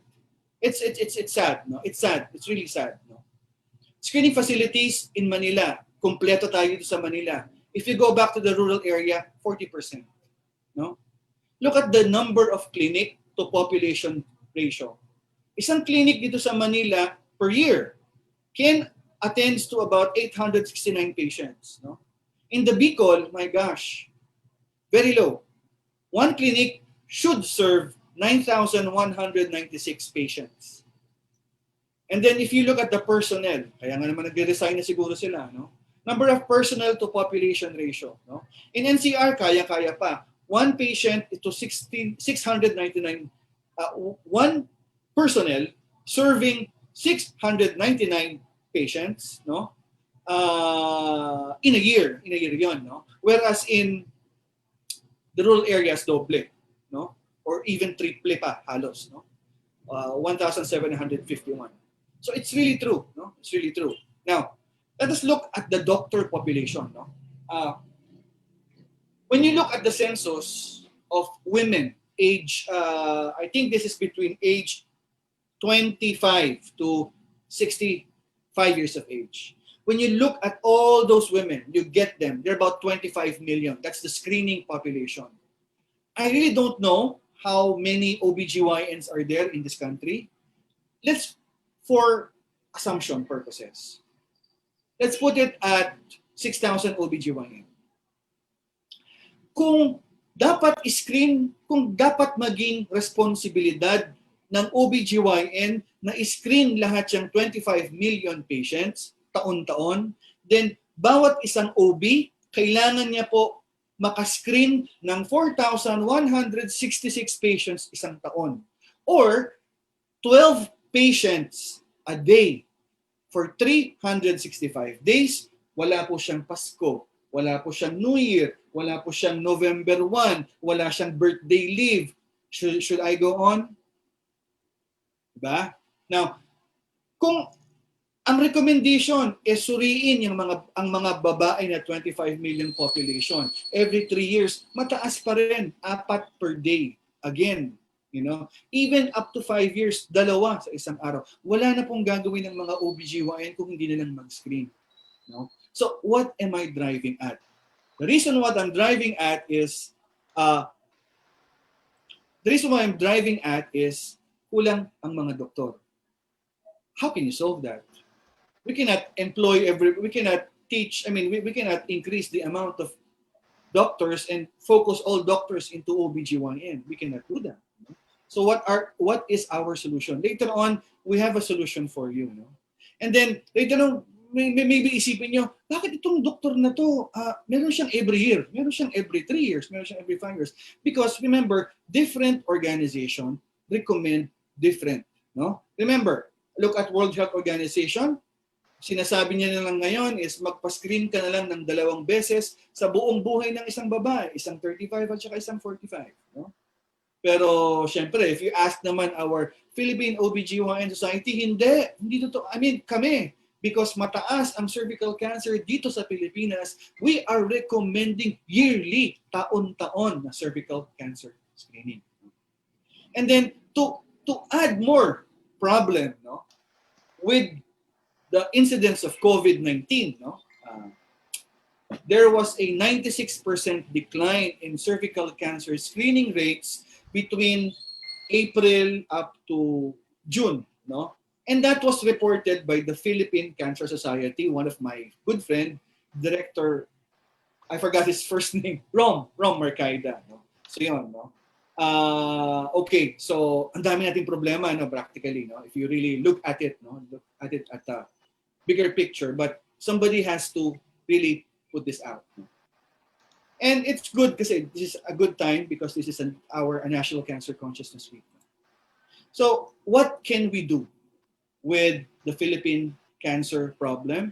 And what do? Kami, we call ourselves Cervic. We are we are a social enterprise. No, we focus on cervical cancer awareness. We are focused on the promotion of cervical cancer screening. No, very very soon. No. And marami yan, no? So what do? One, we do cervical cancer awareness.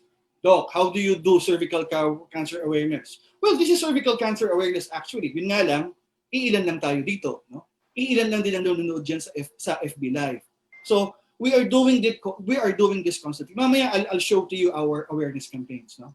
We also have this plan, no? This is no longer a plan, but this is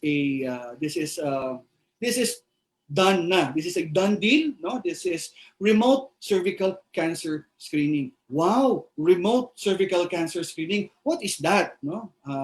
Mamaya sabihin natin 'yan, no? Now,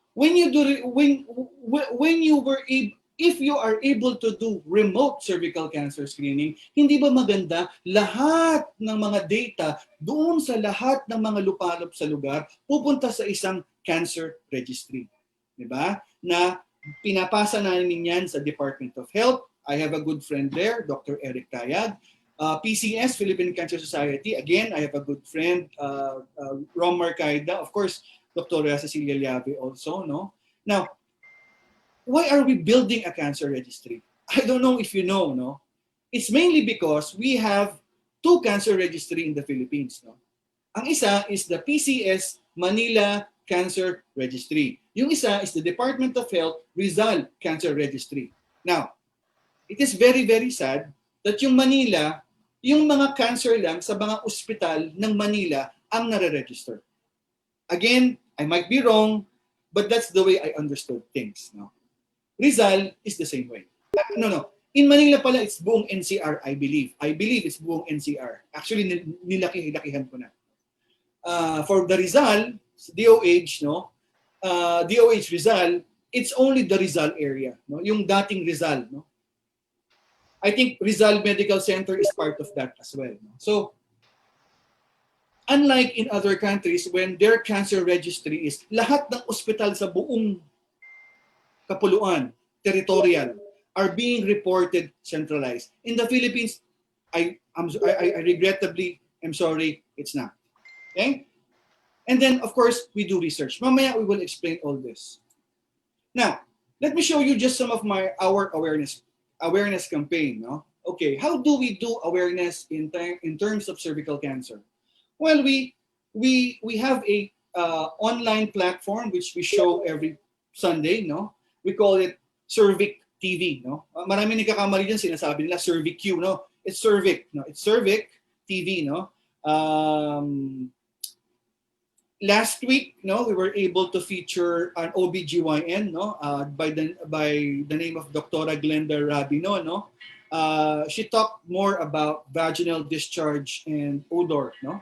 It's a one-on-one. It's a good topic, no. And ano ba daw, sabi nga nung isa, ano ba daw dapat ba ang amoy ng vagina, you know? I don't know, no. I didn't attend that, so maybe you just want to look it at Cervic TV later on. You can watch the program, no? And for tomorrow, on Sunday, no, we have our Cervic Ambassador TV, no? We have Mrs. Joy Bell. This is a Mrs. No, Mrs. Western Pacific Asia yata, no? Joy Bell Portabes, no? She will be featured, no? Elevating standards in beauty pageants, no? And then also we will also be announcing, no, our winners, no, doon sa aming awareness hand sign, no? Yan, no? Okay. Yan. Isa sa mga ginagawa namin is the building air awareness hand sign. Kasi ang Rotary kasi, if you don't mind me saying, no, Rotary has practically helped in the elimination of smallpox, no? Kaya walang smallpox sa mundo na to, partly it's because of Rotary. For so long many times we are eliminating end polio, no? And we have this sign, no? We're saying that we are this close in ending polio because I think it's the dalawang bansa na lang ang merong polio, no, which is Afghanistan and Nigeria. I don't know, or Pakistan, I'm sorry, Pakistan and Afghanistan, no? Mga istan yun ang problema namin, eh. So I'm not updated anymore. Maybe I am wrong, I am right, no? So we said, why don't we devise our own, you know, our own awareness so that when people do that, parang kilala ko yata itong mga to, no? JCI, Quezon City, Sampaguita, no? Thank you for putting out an entry, no? And then they have this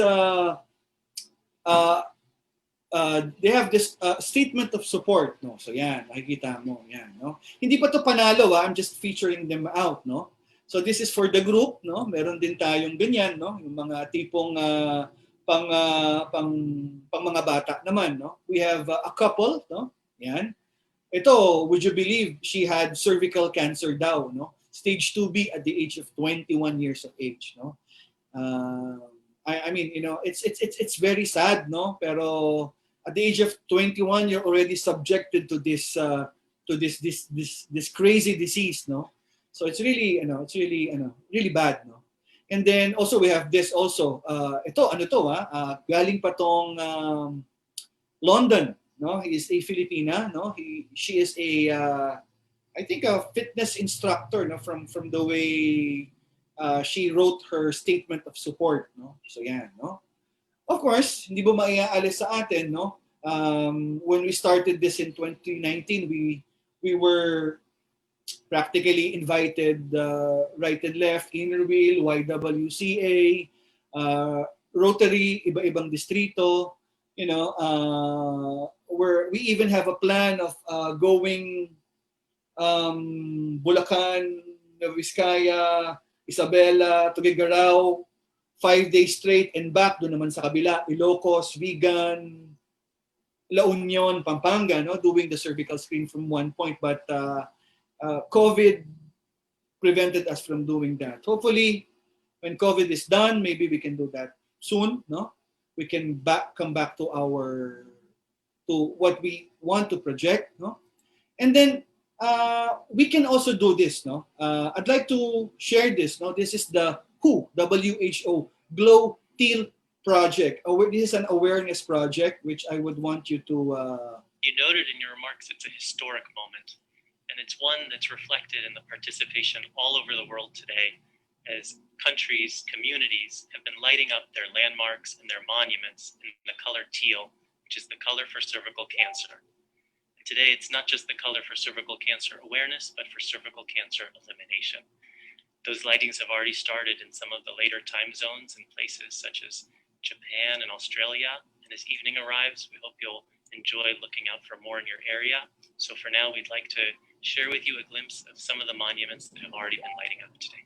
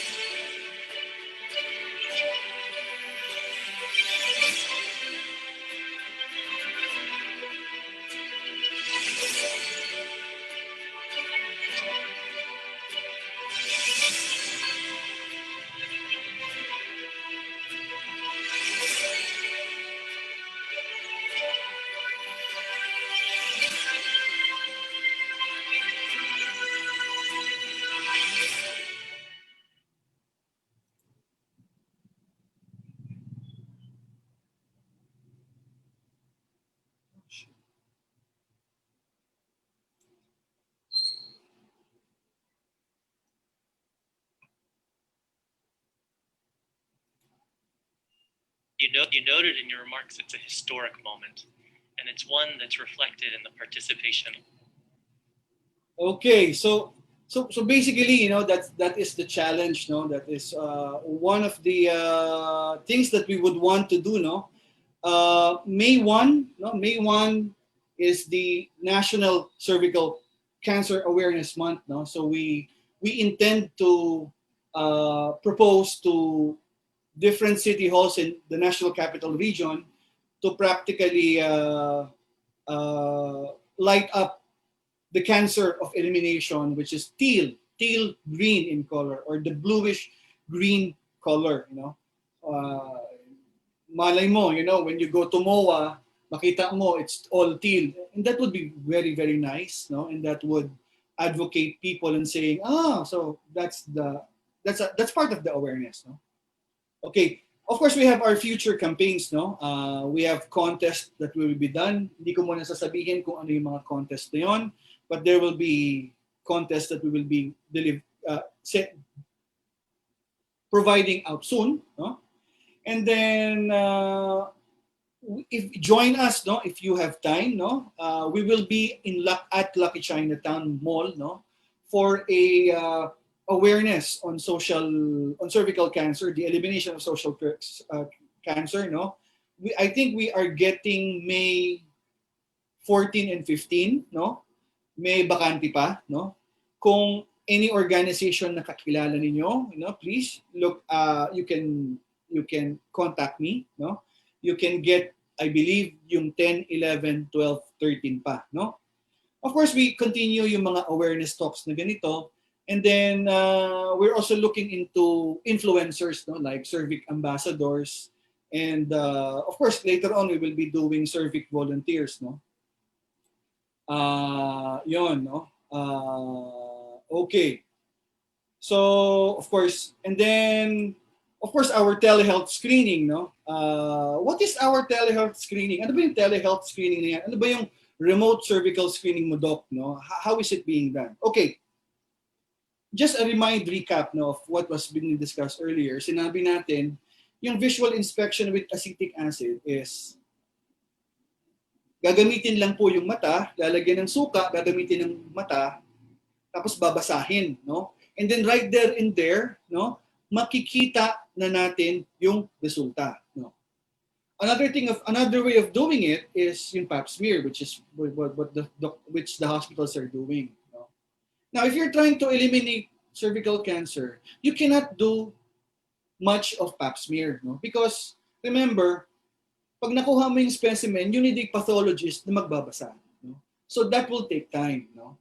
Ang kailangan mo doon is yung VIA, no? Yung visual inspection with acetic acid. Anong ginagamit? Suka lang at saka mata, naiintindihan na, nababasa na.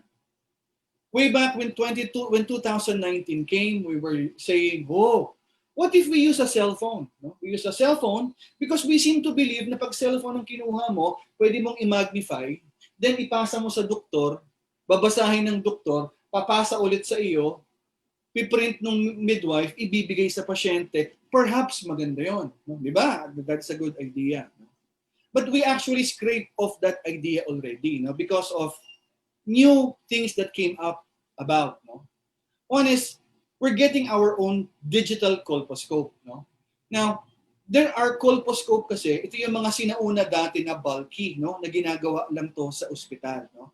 Our colposcope is digital, so practically it's portable. You can bring it elsewhere, you can bring it wherever you are. No? The good thing about colposcope, more than cell phone, is because colposcope have optical magnification, whereas cell phones have digital magnification. Those are two different things. No? If you want clarity, if you want a better picture, if you want a better diagnosis, you have to invest on technology. And we've invested on that. Okay? So, we've invested in a portable colposcope. Okay? What else? I forgot something to say. Anyway, let's go back. Then, outside of that equipment, we develop our own software, no? Our own proprietary software. Imagine, you go to a barangay, you talk to the barangay kapitan, you say, Barangay Kapitan, here's the link, you know. Share mo itong information na to sa mga constituents mo. Everything is free. Of course, this will be paid by the sponsors, you know. They can book online. Bakit kailangan pa ng book online? Because it's COVID season. Mali mo, hindi na mawala itong COVID season na to. Ang nangyari is, kung hindi COVID season to at nagpalagay ka ng free cervical cancer screening, ano mangyayari? Dudumugin ka ng pasyente. Diba? Libre. No? Pero we made our own madali lang naman yan. It's an online system. No? So okay, hindi sila marunong mag-online, ang barangay kapitan ang mag-online para sa kanila. Okay. Now, pag natapos yung buong screening, yung resulta, ipiprint out nasa account nila. Initially, we're developing a web app. Mali. Right now, we have developed a web application. No? We're doing that into a mobile application, no? Na kung saan yung resulta will be on an app na. No? Para wala nang kita. Para yung mga babae, they are empowered. Uy, doktor, tama ba to? Tama ba itong basa ni Dr. A? Or tama ba to ng ang basa ni machine? That's how we're going to do it. No? We're going to empower them. We have Cervic MD. What's Cervic MD? Sino ang gusto mong magbasa ng image nung galing doon sa colposcope? Sinong gusto mong magbabasa nun? Gusto mo ba doktor? Go through Cervic MD. Nandyan po lahat ng mga OBGYN na who would want to partake in a reading capacity. No? Ang kagandahan nito is, gumagawa kayo ng cervical cancer screening as far as Mindoro, whereas yung doktor na nagbabasa nandito po sa Manila. That's remote telecervical cancer screening. Merong STI yung pasyente, merong sexually transmitted infection. No? Nag-prescribe yung doktor mo ng prescription. We have an app for that. It's still the same app. We call it Cervic RX. No? Pumunta sa pharmacy, pag pinakita sa pharmacy, the pharmacy can actually delete it because it's a prescribed drug. No? So pag nailabas na lahat, then we can delete that. No?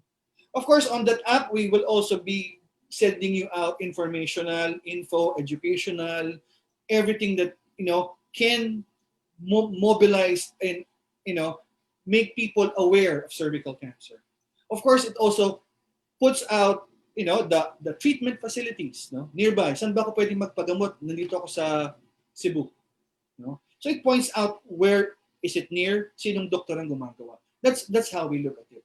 And this is one of our greatest, I think this is one of our happiest moment, wherein just recently, about 2 days ago, we had the formal agreement between a foreign partner, no? This foreign partner is offering us AI, artificial intelligence. So kung ang doktor hindi po pwedeng magbasa, it's going to be an artificial intelligence. Uy, artificial intelligence, baka doc, ano yan, prone yan sa virus. No, well, Easy, easy, easy. Take it the point. Easy, easy. Let's understand more what AI means. No? Okay. Now, one good example of AI is DeepMind and Google Health. No, they actually combined in 2014. No, they are now predicting eye diseases. No, look at here, which showed how AI could match world-leading doctors at recommended the correct course of treatment over 50 eye diseases, and also explain how it arrived at its recommendation. No? So you can look at it on your own time, no? But right now, I'm just going through fast kasi medyo ano na ako sa oras ko, no? And then, of course, no? This is also DeepMind and Google, no? Look at this. This is an international evaluation of AI system for breast cancer, no? Now, here we present an artificial intelligence system that is capable of surpassing human expert in breast cancer detection. To assess its performance in the clinical setting, we curated a large representative dataset from UK and a large enriched dataset from the US. We show an absolute reduction of 5.7% and 1.2% in false positive and 2.7% false negatives. So yon. Not only in breast, they even have in radiology. No, they have this algorithm also that outperformed all human radiologists. It was pitted against on an average of 11%. I'm sorry. Okay. Uh, this is also commercially available. This is a butterfly network. No, it works like an ultrasound. Just look at this drawing over here. No, let me get the pointer. I'm sorry. No, so here. So let me get the pointer. Look at this. So here we are. Kunwari, this is you. No, you are in Cagayan de Oro. No, doing an ultrasound, and your doctor is in Manila. She is already reading what you are seeing. And that will be the technology in the future. And mind you, these are already out in the market. No?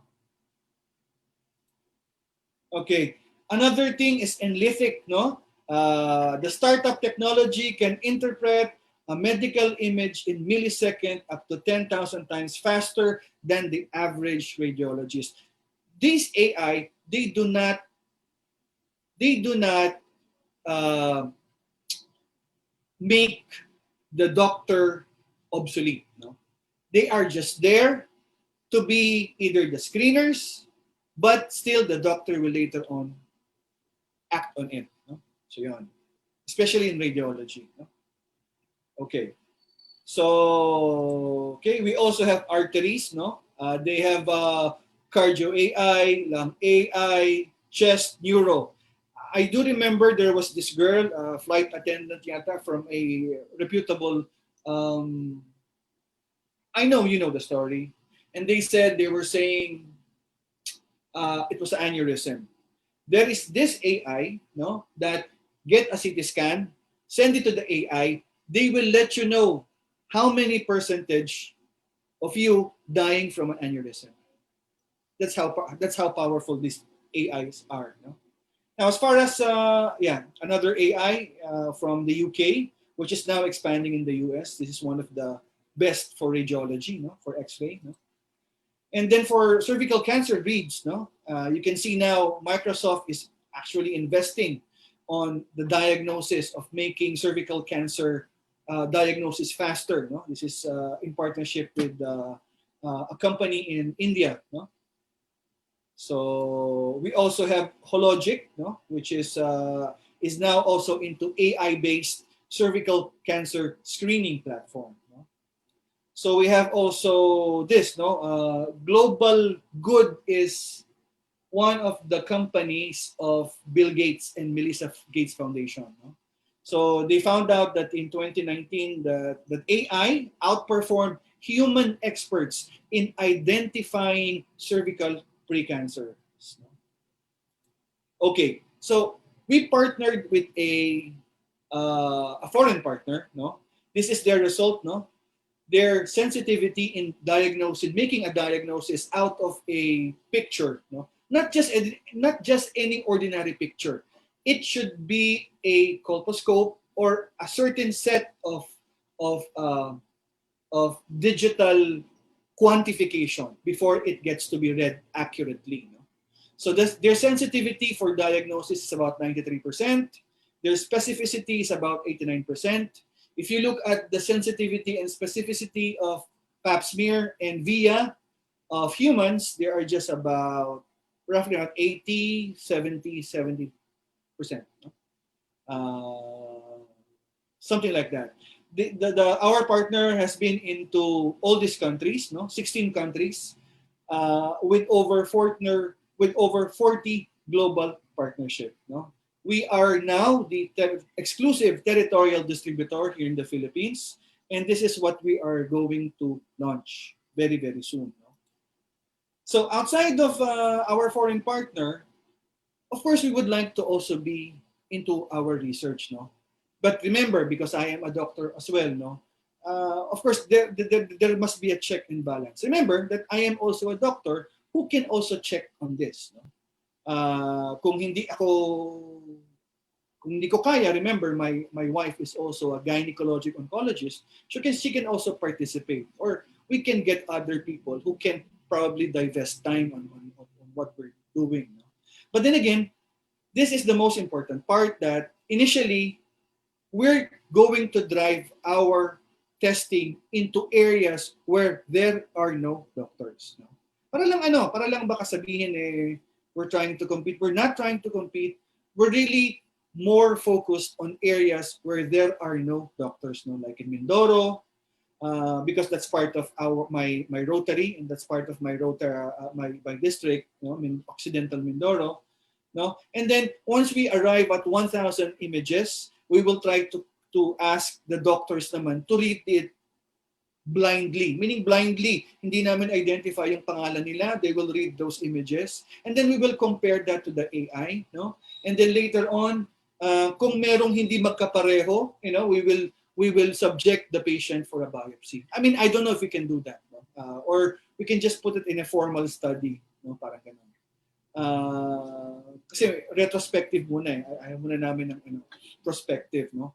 So also remember, yung data na makukuha namin dito can subserve as teaching images aids, no, for future readers in cervical in VIA, no, and they can be used for residents, no, in the training, no.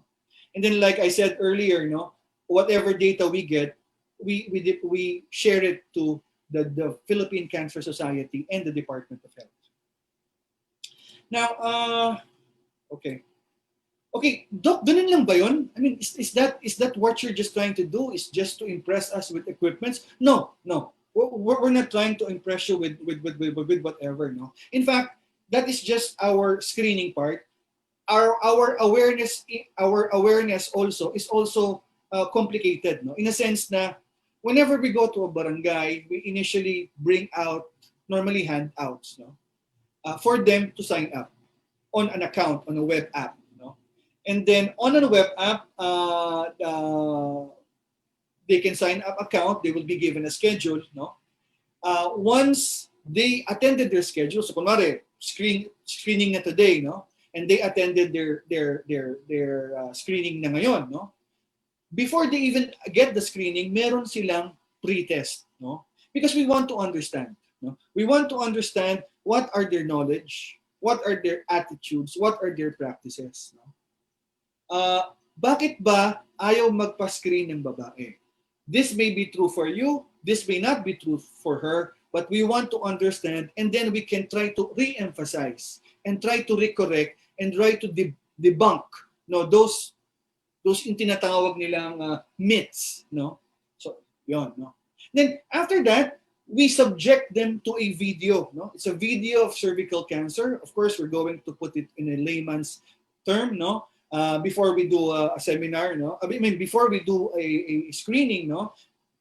Manonood sila ng video, and then magpo-post test sila to validate kung naiintindihan ba nila, or ano ba, baka mamaya hindi nila naiintindihan, then we can actually change the video. Now, question, why do you think we are doing this? Because in my belief, to the people who I have interviewed, ito yung nakikita nila, ito yung naririnig nila. Whenever I go to cancer screening, all that is into my mind is pain, is the stigma of the painful experience. But because I do not understand what am I going through. So when you invite them for a cervical cancer screening, what do they understand? What do they recollect? It's the pain. But if I tell you, I'll give you a free screening today, because if you don't get the screening and you happen to have a pre-cancer lesion, 5 years from now, you will have a full-blown cervical cancer, and 5 years later, you will die. See? So maybe the pain is gone, the benefit of what the cervical cancer meaning is to them is more emphasized more than that of the pain. Instead of saying, oh, there is no pain. That is what we see to think. So, what if, is it nahihiya ba ang Pilipino because ayaw bang makita yung maitim yung singit nila? Is that part of a barrier of trying not to go to a cervical cancer screening? Then if yes, my God, put up a mask. Put up a full-blown mask, put up yung mga mask na face shield na dark. It's okay by us as long as you get the screening. That's our point. Okay? So, I think this is my last slide. No? So how can you help? Which we really need it. No? So one, you can support the screening. No? It doesn't necessarily mean you need to sponsor it or you need to finance it. Remember, it's going to be an election. There will be those who would want to be, I will be one of the first few mayors or whatever, no, who would conduct a cervical cancer screening na ang specificity and sensitivity is this high. Maybe, Or maybe you can participate in a glow teal idea. If you have a monument, an iconic, lalagyan mo lang naman ng bumbilya yan, no, na teal in color. Sabay-sabay po natin iilawan yan on May 1. We will do a video. We will feature you on our TV show, Cervic TV. Let's discuss this together so that there is an awareness that is going on. No?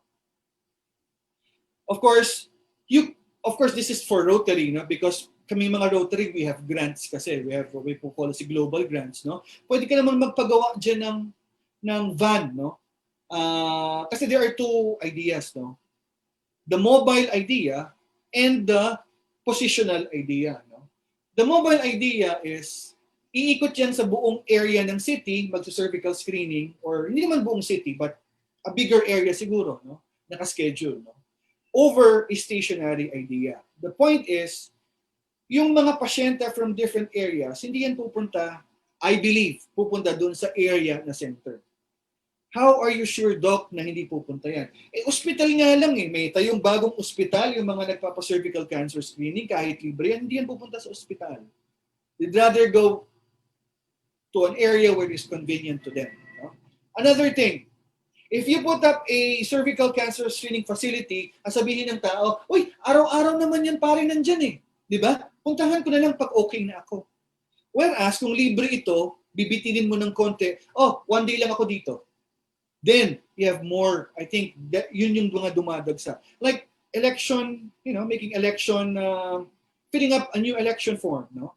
Nakikita mo, 2 weeks, 3 weeks, merong election. It's only at the last day, people are cramming, going into falling in line.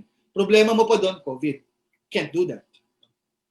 And then, of course, we're in search of Cervic ambassadors. Of course, if you have influencers, no, who would want to advocate, no? In fact, earlier this afternoon, we were able to connect with one fashion designer in Zambia, no? She is an advocate and a cervical survivor, no, of the WHO. Her name is Karen Kawala, no? She will be in constant communication also with us, being support we support one another. No? So we will support her project in Zambia.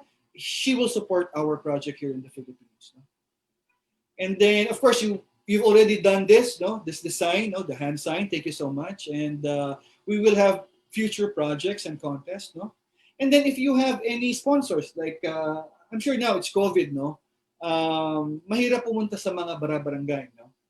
Remember that is our goal, no? Pupunta kami talaga sa barangay. In fact, may niluluto na kami ngayon. We might be back in Barangay Holy Spirit this February 14, no? Look, we might no have the first screening, no, na artificial intelligence ang magbabasa, and we're going to put it to show it to everybody, no, just so you will feel more comfortable, no, in getting that, or come join us, come be there, no, just for you to be able to see it, no. When it pushes through, we're still looking for the barangay captain and some councilor in Quezon City to sign our request to actually do so. No? So, geez, I'm sorry I have a long time. I'd like to end that our women do not need to die from a preventable disease. I'm sorry, it took me quite some time. Thank you so much for this opportunity. Thank you so much as well, Doc Bog. Aba, pasensya na. I'm sorry. I lost track of time. No, it's all right for that really informative talk on telehealth. At least we now have a more clearer picture of what Cervic does and what it will do for all women and girls. Hopefully, we wish your app all the best, of course, and we would love to collaborate with you on that more. Now, we still also have Question. questions. Sure. Meron, meron pa rin pong question, I think. No problem po.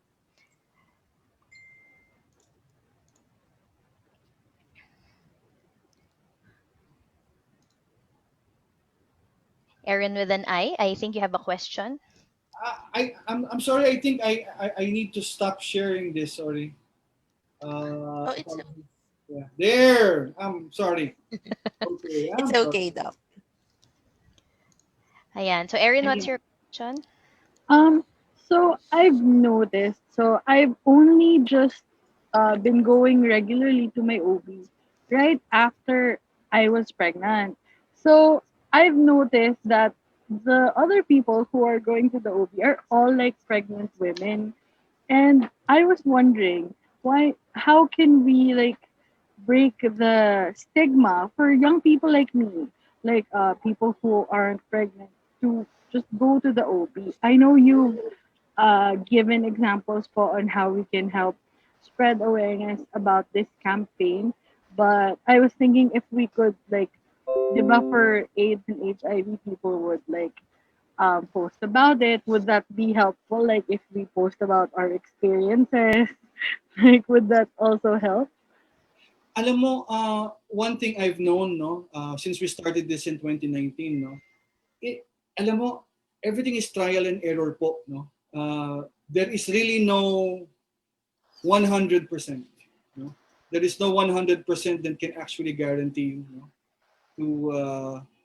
to actually um, to basically okay, to basically, sorry, I'm my brother was saying something. My apologies. Ariel later. Okay. So everything is trial and error. No, we can work together. We can, as a doctor. I think I can assist you. No, we have a we have a we have a we have some team who can create designs. No, we can come up with support groups. No, maybe I don't know. We can expound more on the issues later and what you want really to project. And then remember, we have a Cervic TV. No, so we can invite you to be there just to launch your project. And then follow it up. And then we're also knowledgeable in social media. We do web designs, websites. So uh, that's the key kasi right now alam nyo ba na itong aming maliit na hand sign was able to reach out 25,000 people, no? Uh, how much did we spend in social media? Wala pa yatang 500, no? Because we have a good digital marketing team, no? So, those are small things, no? Pero, ano lang it's going to be grit, no? If you're really so passionate about it, like, I like your idea, we'll support you, behind those ideas, as in empowering women, and then their health and everything, no? It's just we will fall at some point in time. We will say, but if you just become persistent about it, I think we can do it something. We can do something. Alam mo yun? I don't have the answers. Besides, I'm not an OB. I'm a guy, so but I think we can. No? Ako ano lang I tell you, so many things has passed from 2015 when I had this brilliant idea. I mean, when I had this idea of doing this, and it took me about 5-6 years before I was able to launch it in a in a civic organization such as Rotary. So, ano lang talaga. And it's a good thing may sumusuporta na sa'yo, no? We're just a text behind. Yeah, nga, Hope that answers your question. Yeah, thank you po. Super helpful po. All right. Thank you so much for that, Erin. Anyone else who has a question inside Zoom? Yes, I do. Doc, hello. Good evening. This is Tracy. Dapat And pala, Tracy, ikaw ang tinanong ko kanina kasi magtatanong ka ngayon No, joking. Just speaking, small talk. Doc, hindi, I just want to ask because you mentioned that Rotary contributed a lot to smallpox. Is that correct? Yes, yes. Yes. Yeah. I just want to ask po if how how they did it, and if is it applicable also to to the elimination of cervical cancer? That's a very good question, and thank you for that. No, kasi right now Rotary is focused on on elimination of polio. No, so in fact, Bill Gates and Melissa Gates Foundation has donated so many money into the infusion of that. No, the only problem is the delivery of of uh, of vaccines, no, to Afghanistan and Pakistan, no, kasi ang tingin ng mga tao doon, yung mga western medicine ay parang pinapatay yung mga anak nila, no? So that is the problem, no. Will they be will do you think they will invest on eliminating this disease? Maybe so, maybe so. I'm saying maybe because and that is what I'm trying to do, no.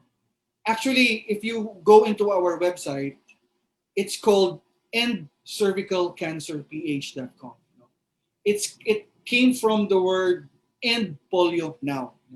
Remember, end polio has design, so we have design. So parang at this early on, this is just our first year. Actually, hindi pa nga first year because mula March hanggang today, it's COVID. We cannot do anything. But everywhere, I'm very happy because I'm being, asked to talk right, left, and I tend to seed, Siyempre, sa ngayon, all you have to do is to plant seed. But when they will see the overall picture, maybe, they could. Pero yung mga clubs naman, they have their own, naman They have their own decision whether instead of putting end polio, they would want to end cervical, they can do that naman. Pero for Rotary as a whole, it would take some more than a spark, no, to actually do this. No? Ako, I'm just happy kasi timing Kasi nung lumabas ito ng 2019, December, nung ginawa namin to, by November of 2020, lumabas yung sinasabi yung kanina, yung pinakita ko sa inyo, no? Yung WHO. elimination of cervical cancer. No? So ang kailangan ko na lang gawin is to always you know, refer my lectures to that talk because they are the best person in the world to really talk about the elimination of this disease. So all you have to do now is to make them aware, invest time on people, and then maybe perhaps they would try to consider. Hopefully that would answer your question. Yes, It's Doc, uh, thank you. it's Um, a big cross yes. finger sa akin, no, na sana, everybody will sing the same tune. I don't know. We'll see. We'll see. Yes, thank you po. I think because I just want to also maybe uh justify that we are on the right track because we're just starting this campaign, and I just want to also know if we are starting it right with this awareness, because if is it enough that we're spreading awareness? Well, ano yan eh. Alam mo yung team ko, no. I'm just going to share this secret of mine, no. Yung team ko are not the talented type, no. But alam mo, because one way or the other, yung dalawa doon, yung nanay nila namatay sa cervical cancer, they were so passionate about it. Alam mo yun? Alam nyo na they even got I de las Alas to say tomorrow on Sunday, you will say you will see I de las Alas saying, congratulations to the winners of cervix, blah, blah, blah, blah. Imagine that. What else can you say? I'm so thankful for them, for these people. No, I'm really touched by their works. No, kayo, you are a very talented group. No, I can see yung passion nyo on why you did this. No, in time of in time of the National Cervical Cancer Consciousness Week. No? On March kung gusto niyo, if you can find companies, no, we can do screening together para kayo mismo. In fact, I would even want you to be the screeners. Screeners, what do you mean the screeners? We can teach you how to put the speculum. Would you think that would be more enticing for you to be so passionate about of what you're trying to accomplish? If that is so, that is the part that we say cervic volunteer ito, no? Ano ba yung mga tinatanong sa pasyente? Alam mo, ganito kasi yan, no? When you go to a barangay, no? Tapos ang magtatanong dun sa barangay, yung mismong tauhan nila. Kunwari ako yung pasyente. Meron ako, kunwari lang, I have STI. Ano nararamdaman mo? Meron bang lumalabas sa'yo?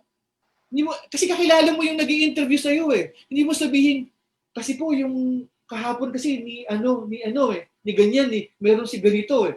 It's very hard, no, to actually tell people. What I can do is, whenever we have a screening, why don't we invite you? Sabihin nyo lang sa akin kung hanggang saan yung gusto niyo, no? Because I can even dedicate time, give you a lecture, this kind of lectures, no? Para matuto kayo. Kasi you really you can never become a volunteer or be passionate about something without you knowing it yourself. Would you agree? Diba? That's right. So, to become confident, tell out the world what you know, you should be the ones yourself knowing it talaga na parang ako na ikaw, no? Parang ganon. Ako naman, I cannot talk like this forever, no? I'm way out of my prime years, no?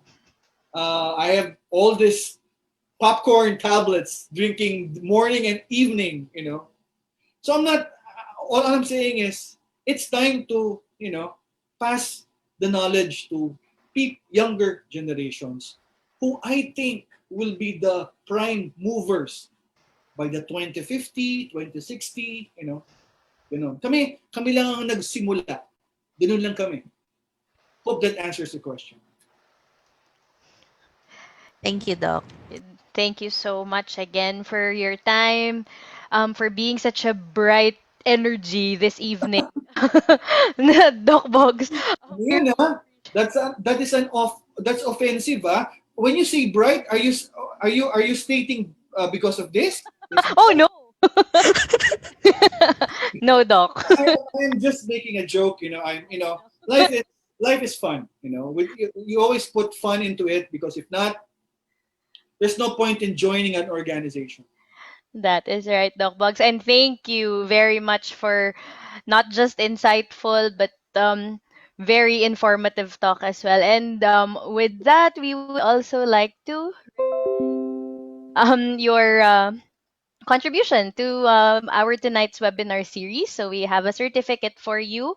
Thank you so This is to recognize your full name, of course, Jesus Randy Concepcion Rivera, MD, FPCR, DPROS, for your insightful talk on telehealth, a game changer in the prevention of cervical cancer, given this 22nd day of January 2021 via Zoom online, signed by yours truly and Miss Riza Erina Medalla. So thank you again, Doc. Let's give Doc another virtual round of applause. thank Ayan. you thank you so much. Thank you. So much po ulit. And yeah, that ends our webinar series for tonight. These are your Sampaguita ladies, and we wish you all a lovely evening. Good night, everyone. Good night. Thank you so much, guys. I mean, yeah.